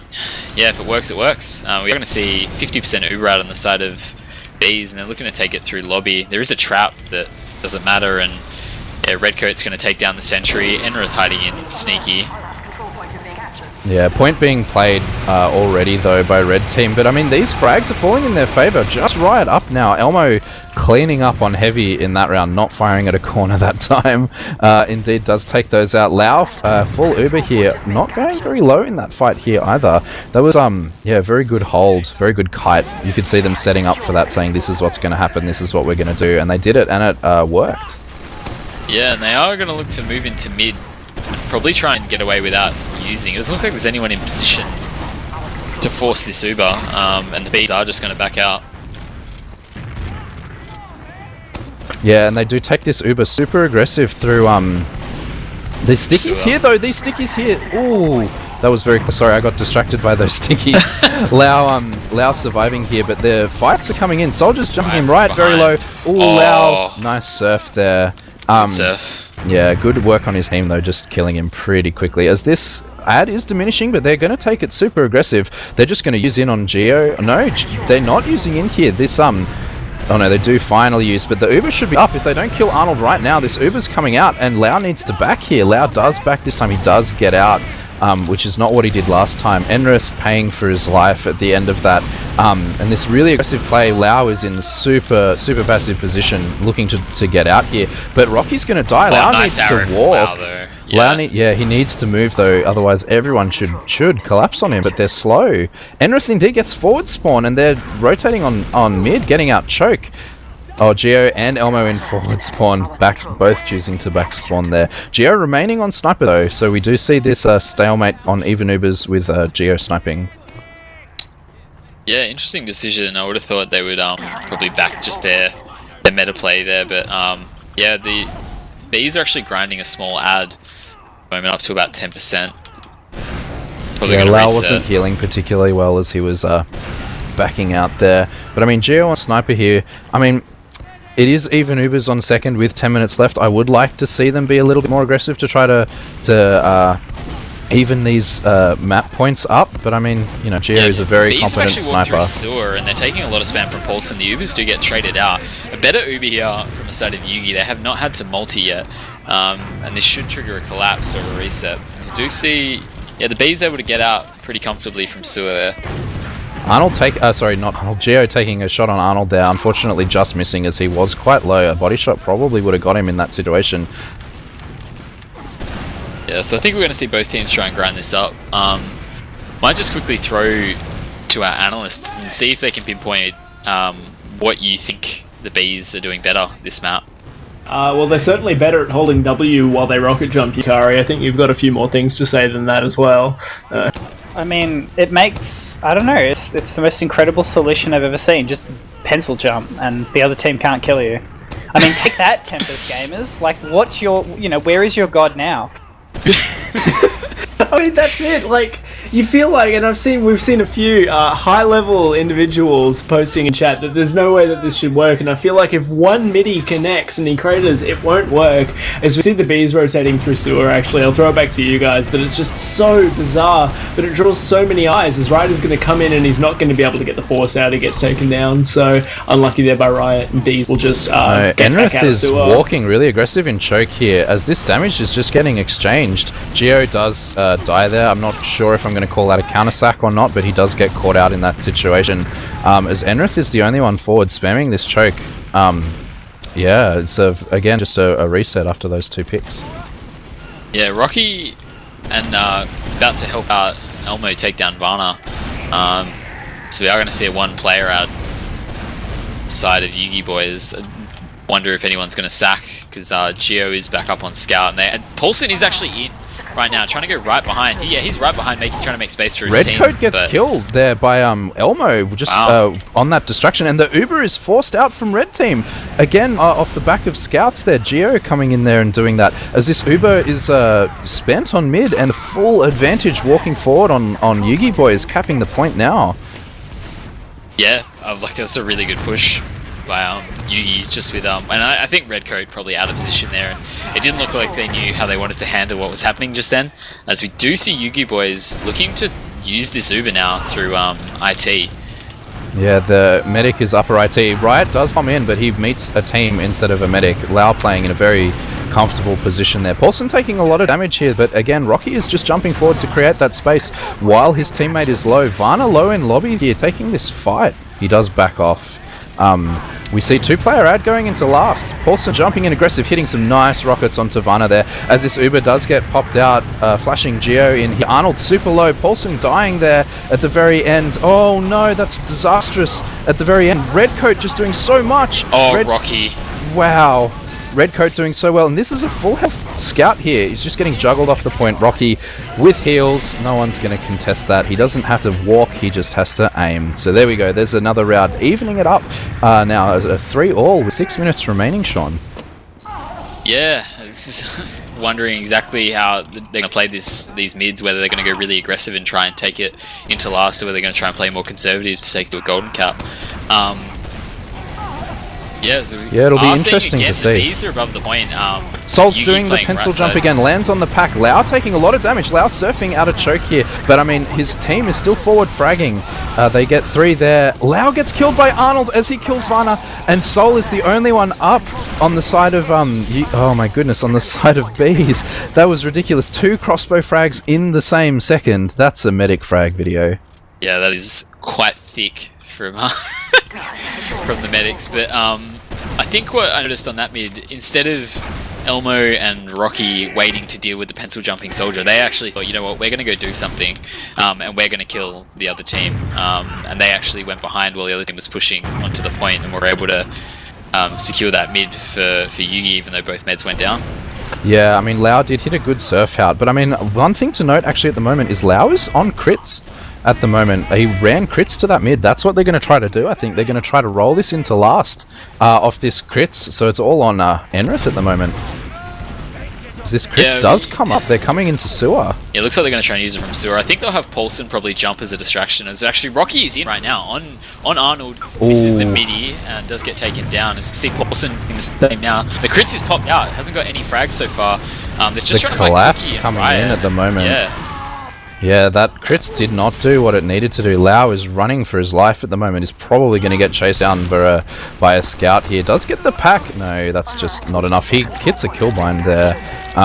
Yeah, exactly what you need to do against the crits there. They all just jumped in and swamped them all. Yeah, that was actually really well played to Matrix dodge the crit stickies that were on the ground as well. Yeah, from Cookie there. That was impressive. Yeah, so we should see a full Uberad push to last. We've got Elmo on the heavy, Geo on the engineer, only on level 2 right now. Pretty comfortable with that, it looks like. Yeah, this Uberad indeed is gonna come in here. Let's see if YUGIBOYS can kite this as well as they have been kiting these Uberad pushes. As this Uber does get used through door 3, gun down quite a way. Geo low, Elmo finally starting to deal damage here as this point is actually being played really early. Loads of point time. Vana low behind. Riot jumping the medic. Lau's probably going to die here to that place. So that's a saving grace as Sol and Arnold fall back here, looking to try this again with another Uberad push, although they're probably going to lose second off this. No, they look like they're going to fight as Elmo is coming out as heavy. No, he changes his mind there. Yeah, they are just going to reset this onto another Uberad push onto last. Yeah, we'll see if they can learn from their mistakes there, where they just got the sentry, didn't really get any damage or frags, and 4 of them stood on the point, and it was really easy for Yugi to collapse with so many players trying to play point there. You do want players to play point, but you don't necessarily want all of them there, including your medic and demo man, so... Yeah, I agree. Arnold has walking into this sticky trap, just a little bit itchy on the trigger finger on the side of Enrith there. This Uber does come in again through door 3. Same thing here. Gun goes down. Elmo playing here. Paulson is jumping aggressively, dealing lots of damage on these scouts. Rocky following it up. Really, does die to a bow at the end there. Riot is fragging. Riot's fragging the demo here. Trades here. It's just the demo falling with the medic. And Scout Geo. dying. Geo just choosing to win. I think he decided to win there. Yeah, and again, Geo doesn't care about his HP. If it's his turn to fight, if it's the right thing to do, he's going to take it. He thinks he is the best player in the server, and why not? Yeah, I mean, that was an excellent kite. They did it twice in a row. Just clearly showing much stronger team play in that situation. Yeah, as we do see Riot up on Sniper, just trying to watch Choke now. He's back into sewer as YUGIBOYS have moved into mid through IT. Rocky gets absolutely owned there. He's on about 30 HP. The Bees are being forced out of mid comfortably. Riot's still up on that Sniper. As Paulson actually moving into second tier with this full Uber, they still haven't had to use... This Sniper is door 2 uncontested. Oh no, he gets mulched by Rocky as I say that. This Uber coming in super aggressive through door 1. They're going to use it while they have it. Oh wow, Soul dying there. They are just starting to play second here as Geo actually does get dropped in that Uber, but oh my god, so does Rocky. Arnold walked out into some thick rockets as this just point gets played. Nothing really can be done about it at this stage. Yeah, so that's 1.5 minutes left with 1 map lead. I mean, I guess they have to throw it all at this mid. Is it possible in 1 minute 20, Sean? I don't know, and they wouldn't be feeling too good about themselves failing 2 last pushes onto last and then losing their last point off 1 Uber ad. Probably feeling pretty shitty about themselves with not a lot of time left. So yeah, as you see Riot going very early, getting the Enrith's pack. So Enrith is quite low. Soul has pencil jumped. Still lives, and again... But it works, they get Enrith off that distraction. But again, Rocky jumping in, getting Riot, and then they just choose to back here. I think they're just choosing to set up a much safer defense rather than lose this mid and risk being rolled with only 40 seconds left. As Paulson does jump to try and see if he can catch anyone out, gets caught out, but yeah, I think just trying to play the percentages there. If they can slow them down with an Uber of their own, then they don't need to cap a point to win, they only need to stop. Yeah, I mean, if they beef this push, then I think that's the last one they get. Guns going up, Varna's in, Heavy's up, everything's happening. This point is actually getting played. Uber is forced out much earlier from Lau as he bounces off the skybox, but it is on that Heavy. And Paulson getting flashed at the very end here. There is a soldier behind in Soul. Free damage on Elmo, although Elmo, does die in the end. Capped. Yeah, this is... Oh my goodness. Wow, and they tie it up with 8 seconds. 7 seconds left. Oh my goodness. So, that was a really good collapse by Bees then. Yeah, really well played. Just played. Yeah, it's incredible. I'm surprised they did that after the previous round. Yeah, where they really made a mess of those 2 last pushes to then just easily push in an even Uber situation and cap the point on last. So I think before the golden cap, we'll quickly throw to Yukari and yauch. All right. Wow. KILLA BEEZ, they weren't content with just winning 1 round in this grand final. They have rolled themselves into it and they've got 4. It is a tied game for the first time ever. They're in it on one of the YUGIBOYS map picks. This has been phenomenal, Yukari. I'm really, really impressed. The Soul pencil jump just... it defies explanation, and yet it is so effective on all of these mids. They tried to sort of play the numbers game and play it safe towards the end of that map there, YUGIBOYS, but they weren't able to hold last even with the even Ubers. That's an unbelievable map, and we're going to go and capture Yukari. Yeah, the Soul anti-Tempest gamer strategy, I guess, that gave them way more wins on mids than they were getting anywhere else, and they were doing a really good job converting those mid wins to round caps for a while. Yeah, I also think Jasmine's Uber play was a bit questionable at times. That crits play, in particular where they went sewers and tried to use that crits, really stood out to me. Because yes, Enrith wasn't able to connect crit stickies onto the enemy, but he was only able to get off 1 before the enemy was right in his face. There was no scout playing in close. So it feels like KILLA BEEZ, they did a much better job of just playing good TF2, particularly following up the Soul aggro with the pencil jump mids, and I think they had much better Uber exchanges. Cookies was playing really aggressively, and that was really working out. And I also think, Jasmine maybe fell off a little bit on their play around Ubers, and that last push as well, where KILLA BEEZ evened up the round, they were killing YUGIBOYS players holding forward, not mutually supporting each other. So things looked a bit more disorganized for YUGIBOYS, and there's a really good job of capitalizing on that from KILLA BEEZ.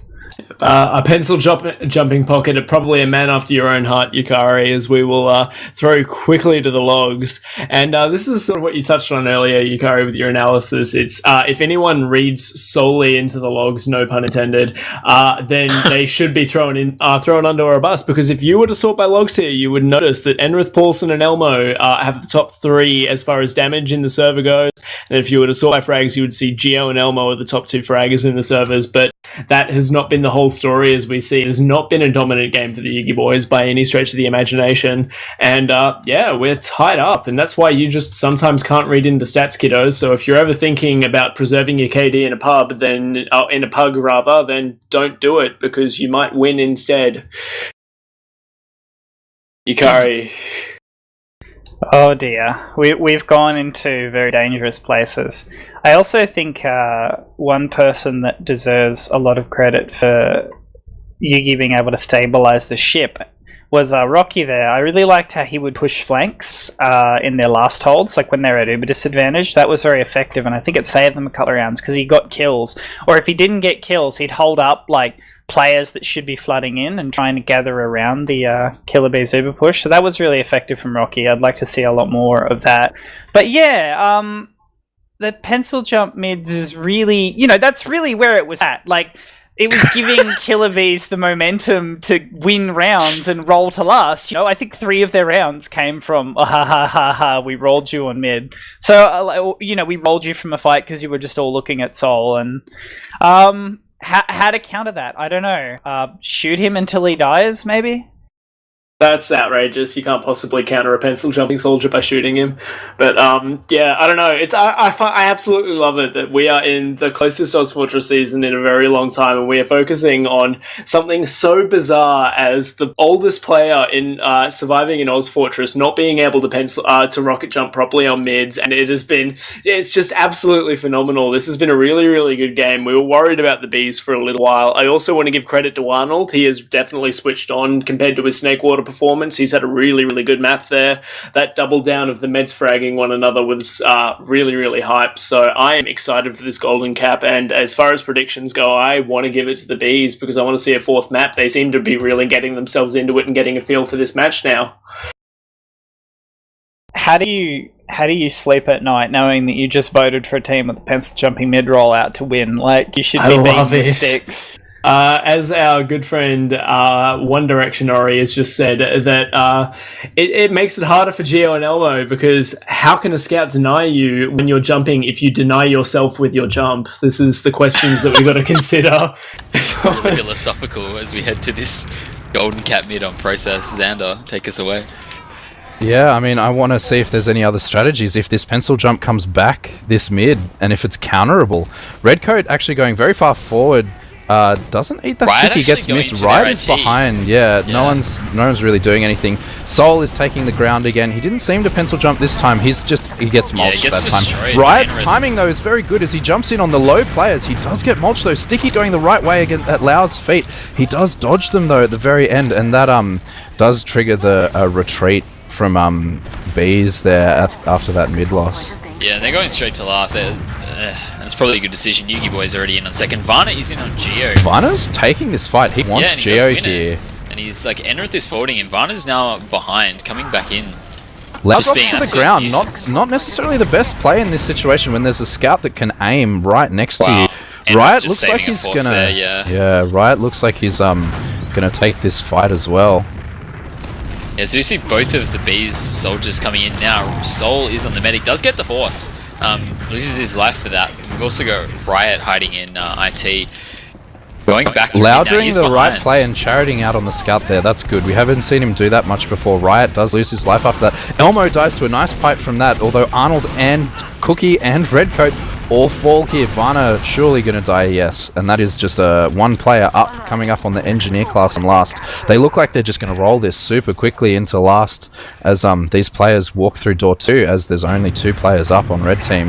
Yeah, that was a huge collapse from Enrith and Geo as the Zubers ended, and they are moving into last, looking to cap out this game. And yeah, that was nice and quick there on the side of YUGIBOYS. Super confident play. That was nice to see.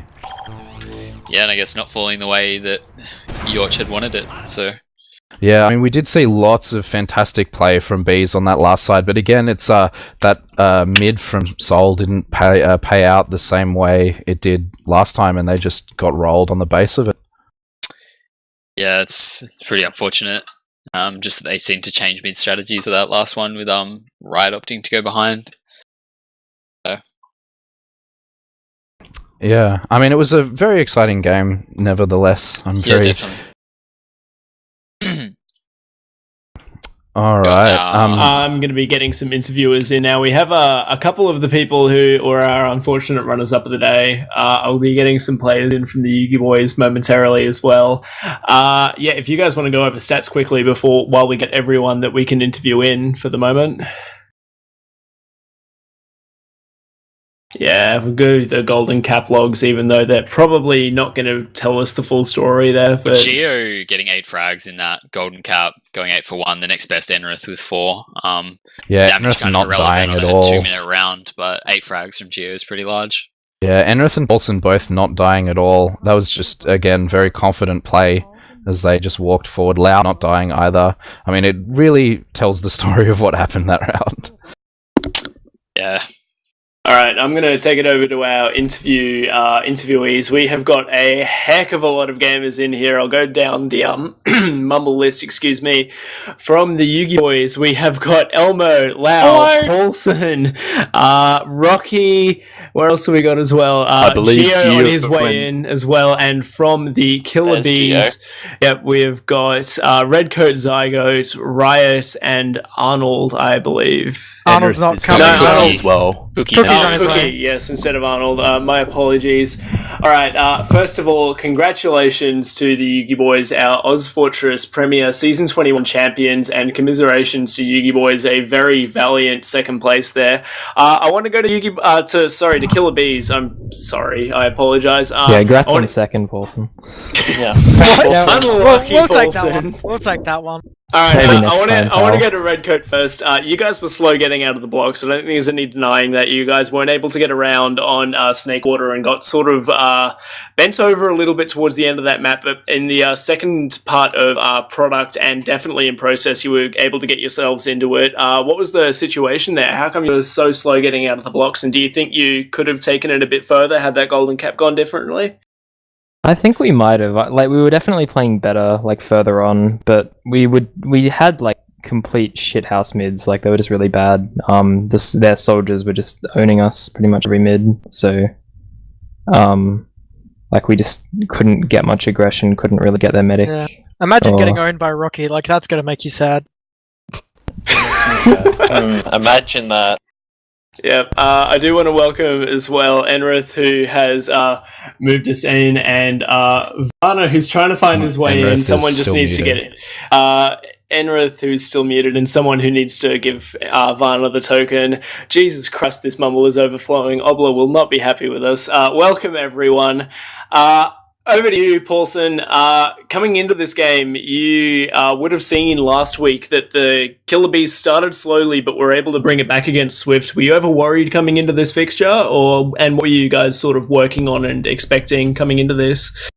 Any worries that I had were dispersed the moment that the KILLA BEEZ were forced to go on red team. Every map. Yeah, So fuck Obla. Come on, man. King Carl wouldn't make us do that. Is that gonna be like a rule for next season? I thought it was heavy fist fight. That's what I always enforced when I was an Should've been. admin. That should be the official rules from now on. That's actually we'll send an official Elmo. rule in ETF2L, I'm pretty sure, but I'm going to get that written into the rule set for you guys because that sounds excellent. Foz, would you be able to unmute Enrith if you have that ability, by the by? If you want a Weird serious does, answer, yeah. though, Go for it. no, I mean, we always thought we were probably going to win, but we never thought it was easy because these dudes have gotten insanely better over. From Red Coat. Okay. Yeah. And Soul and Riot had certainly mastered their pencil jumps by the end of process, which somehow were countering us in mid, and it was very frustrating. It was a good fun game. Yeah, that was another one. We definitely touched on that quite frequently in the cast. I want to throw over to Riot, our resident Tempest gamer. How much does it just hurt your spirit as a very high-ranking Tempest gamer to see Soul just pencil jumping like he's got 30 hours in the game? Dude, pencil jumping's a legit strategy. You take less knockback when you pencil jump because you're not crouched. So if he gets air shot, he still goes straight forward. He wins. Can't beat Soul. And he was winning. It was interesting. What was the strategy going into this? I want to go to you. Hell yeah, Enrith, answer this. You guys were getting a little bit shafted by the Soul pencil jump. What was the strategy going into the golden cap? How were you planning on countering that? We were going to play extremely passive and just let them come into us. But they ended up not doing that on the final mid. And I think they were trying to 200 IQ us and think we would counter-strat them. 10-minute strategy test to change mid. Genius. 100 IQ, that's not very smart. It ended up being an average strat, so it probably was a 100 IQ play, to be fair.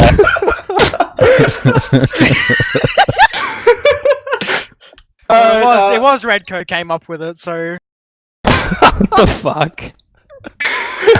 Pretty sure it was you that said it. Oh, fuck off, Carl. Oh, golly. All right, Hey, Get out now. of here.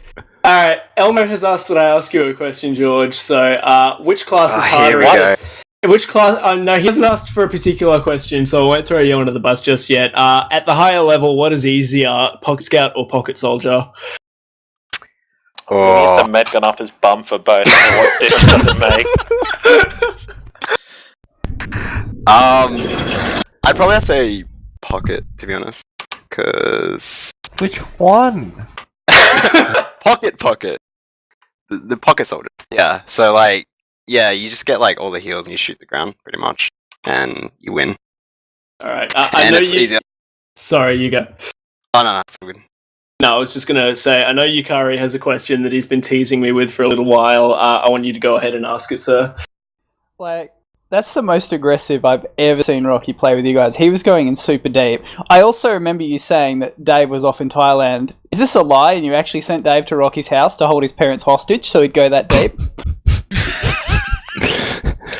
Dave's too drugged up to give him any instructions. He'll never follow anything.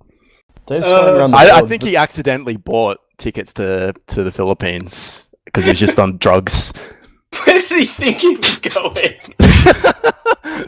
He's He actually doesn't think touring at all, every that's the single point. Bunnings in the planet and teaching Alright, them how to cook snacks. Elmo, do you want to tell the stream what you told us? Where exactly is Dave at the moment? He's off in fucking Philippines banging all the fucking ladyboys there. What else would he be doing? Alright, well, I'll throw over for one last serious question.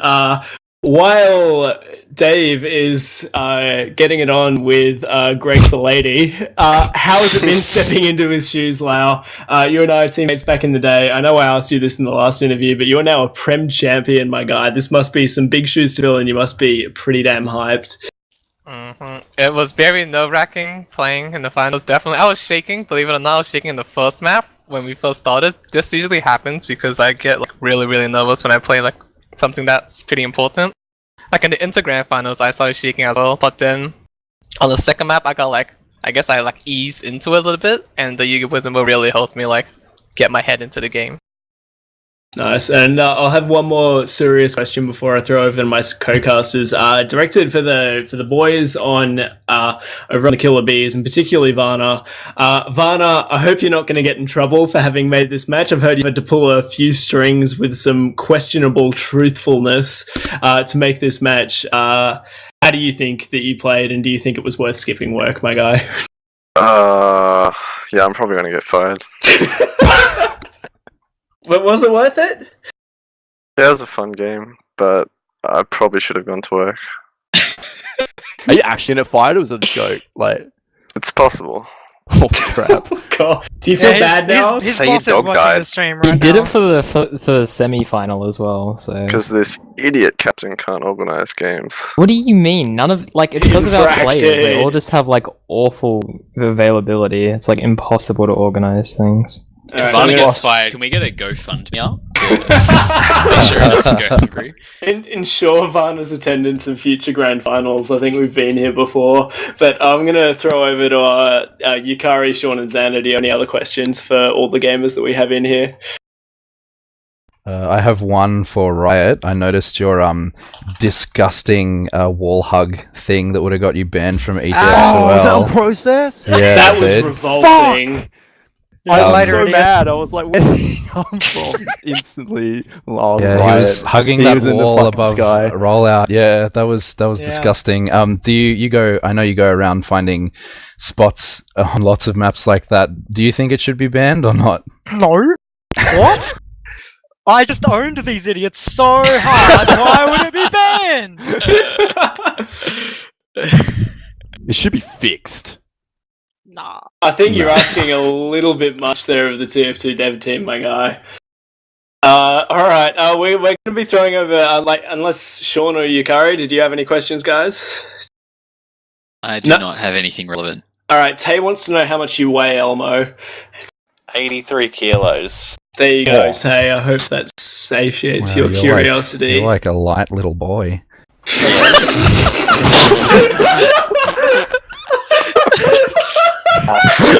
I'm not a fat boy like Can we Tay. end the fucking cast now? Elmo is Said That's a that you very were really supple into young it, lad. Xander. Alright, I'm gonna throw my weight around here. This interview is over. I've muted Xander, don't worry. Xander cannot be tasked with doing interviews anymore. Jesus goodness and Christ. Alright. We're going to go through interviews here. First and foremost, congratulations to YUGIBOYS. First place, ozfortress, Season 21. We're going to keep calling you Jasmine. Fuck your stupid name. We're going to go down Mumble for shout-outs. Elmo, you are up here first. Elmo, do you have shout-outs?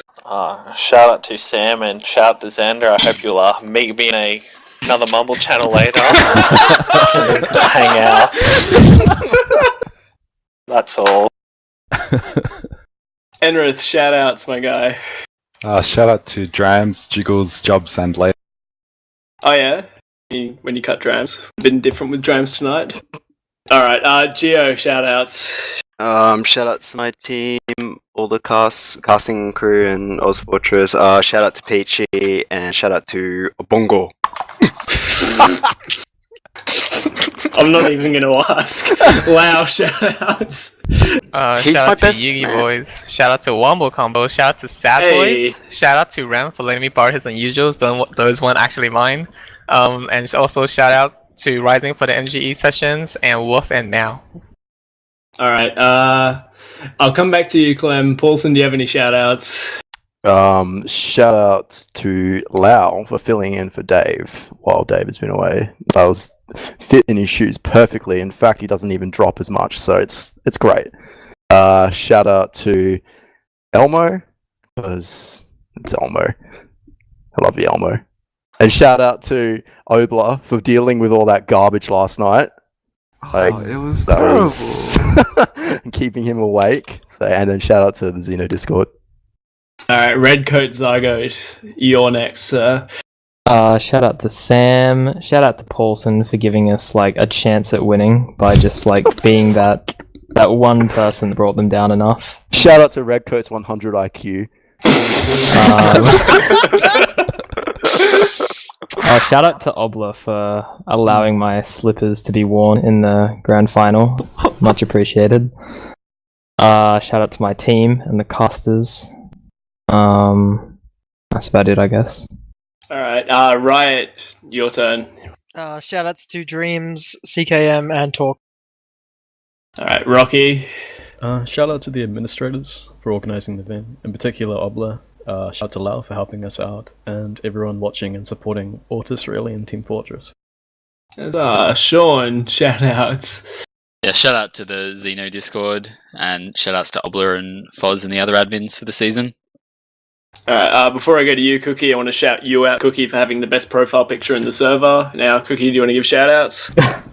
Shout out to all the boys watching, Zin, Ossadet, and been instructed to say that Jordan, you still owe Adrian some money, so get on that, please.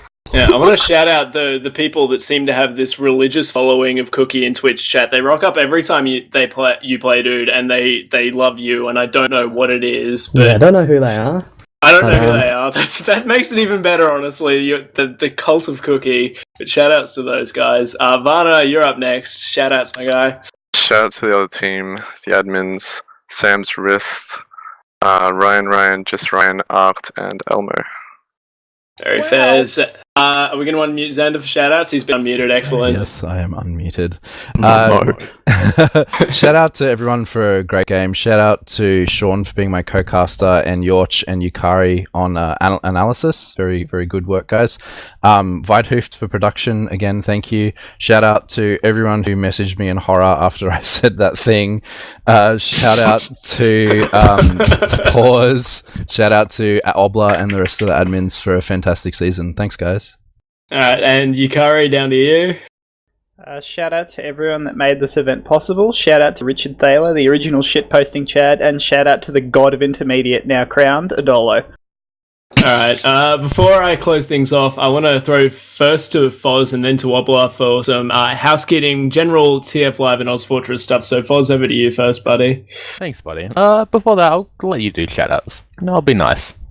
You don't want my shoutouts to be done before this. Okay, fine. Save to the end, guys. First off, I want to interject by giving a shout out to everyone who fell for our April Fool's joke.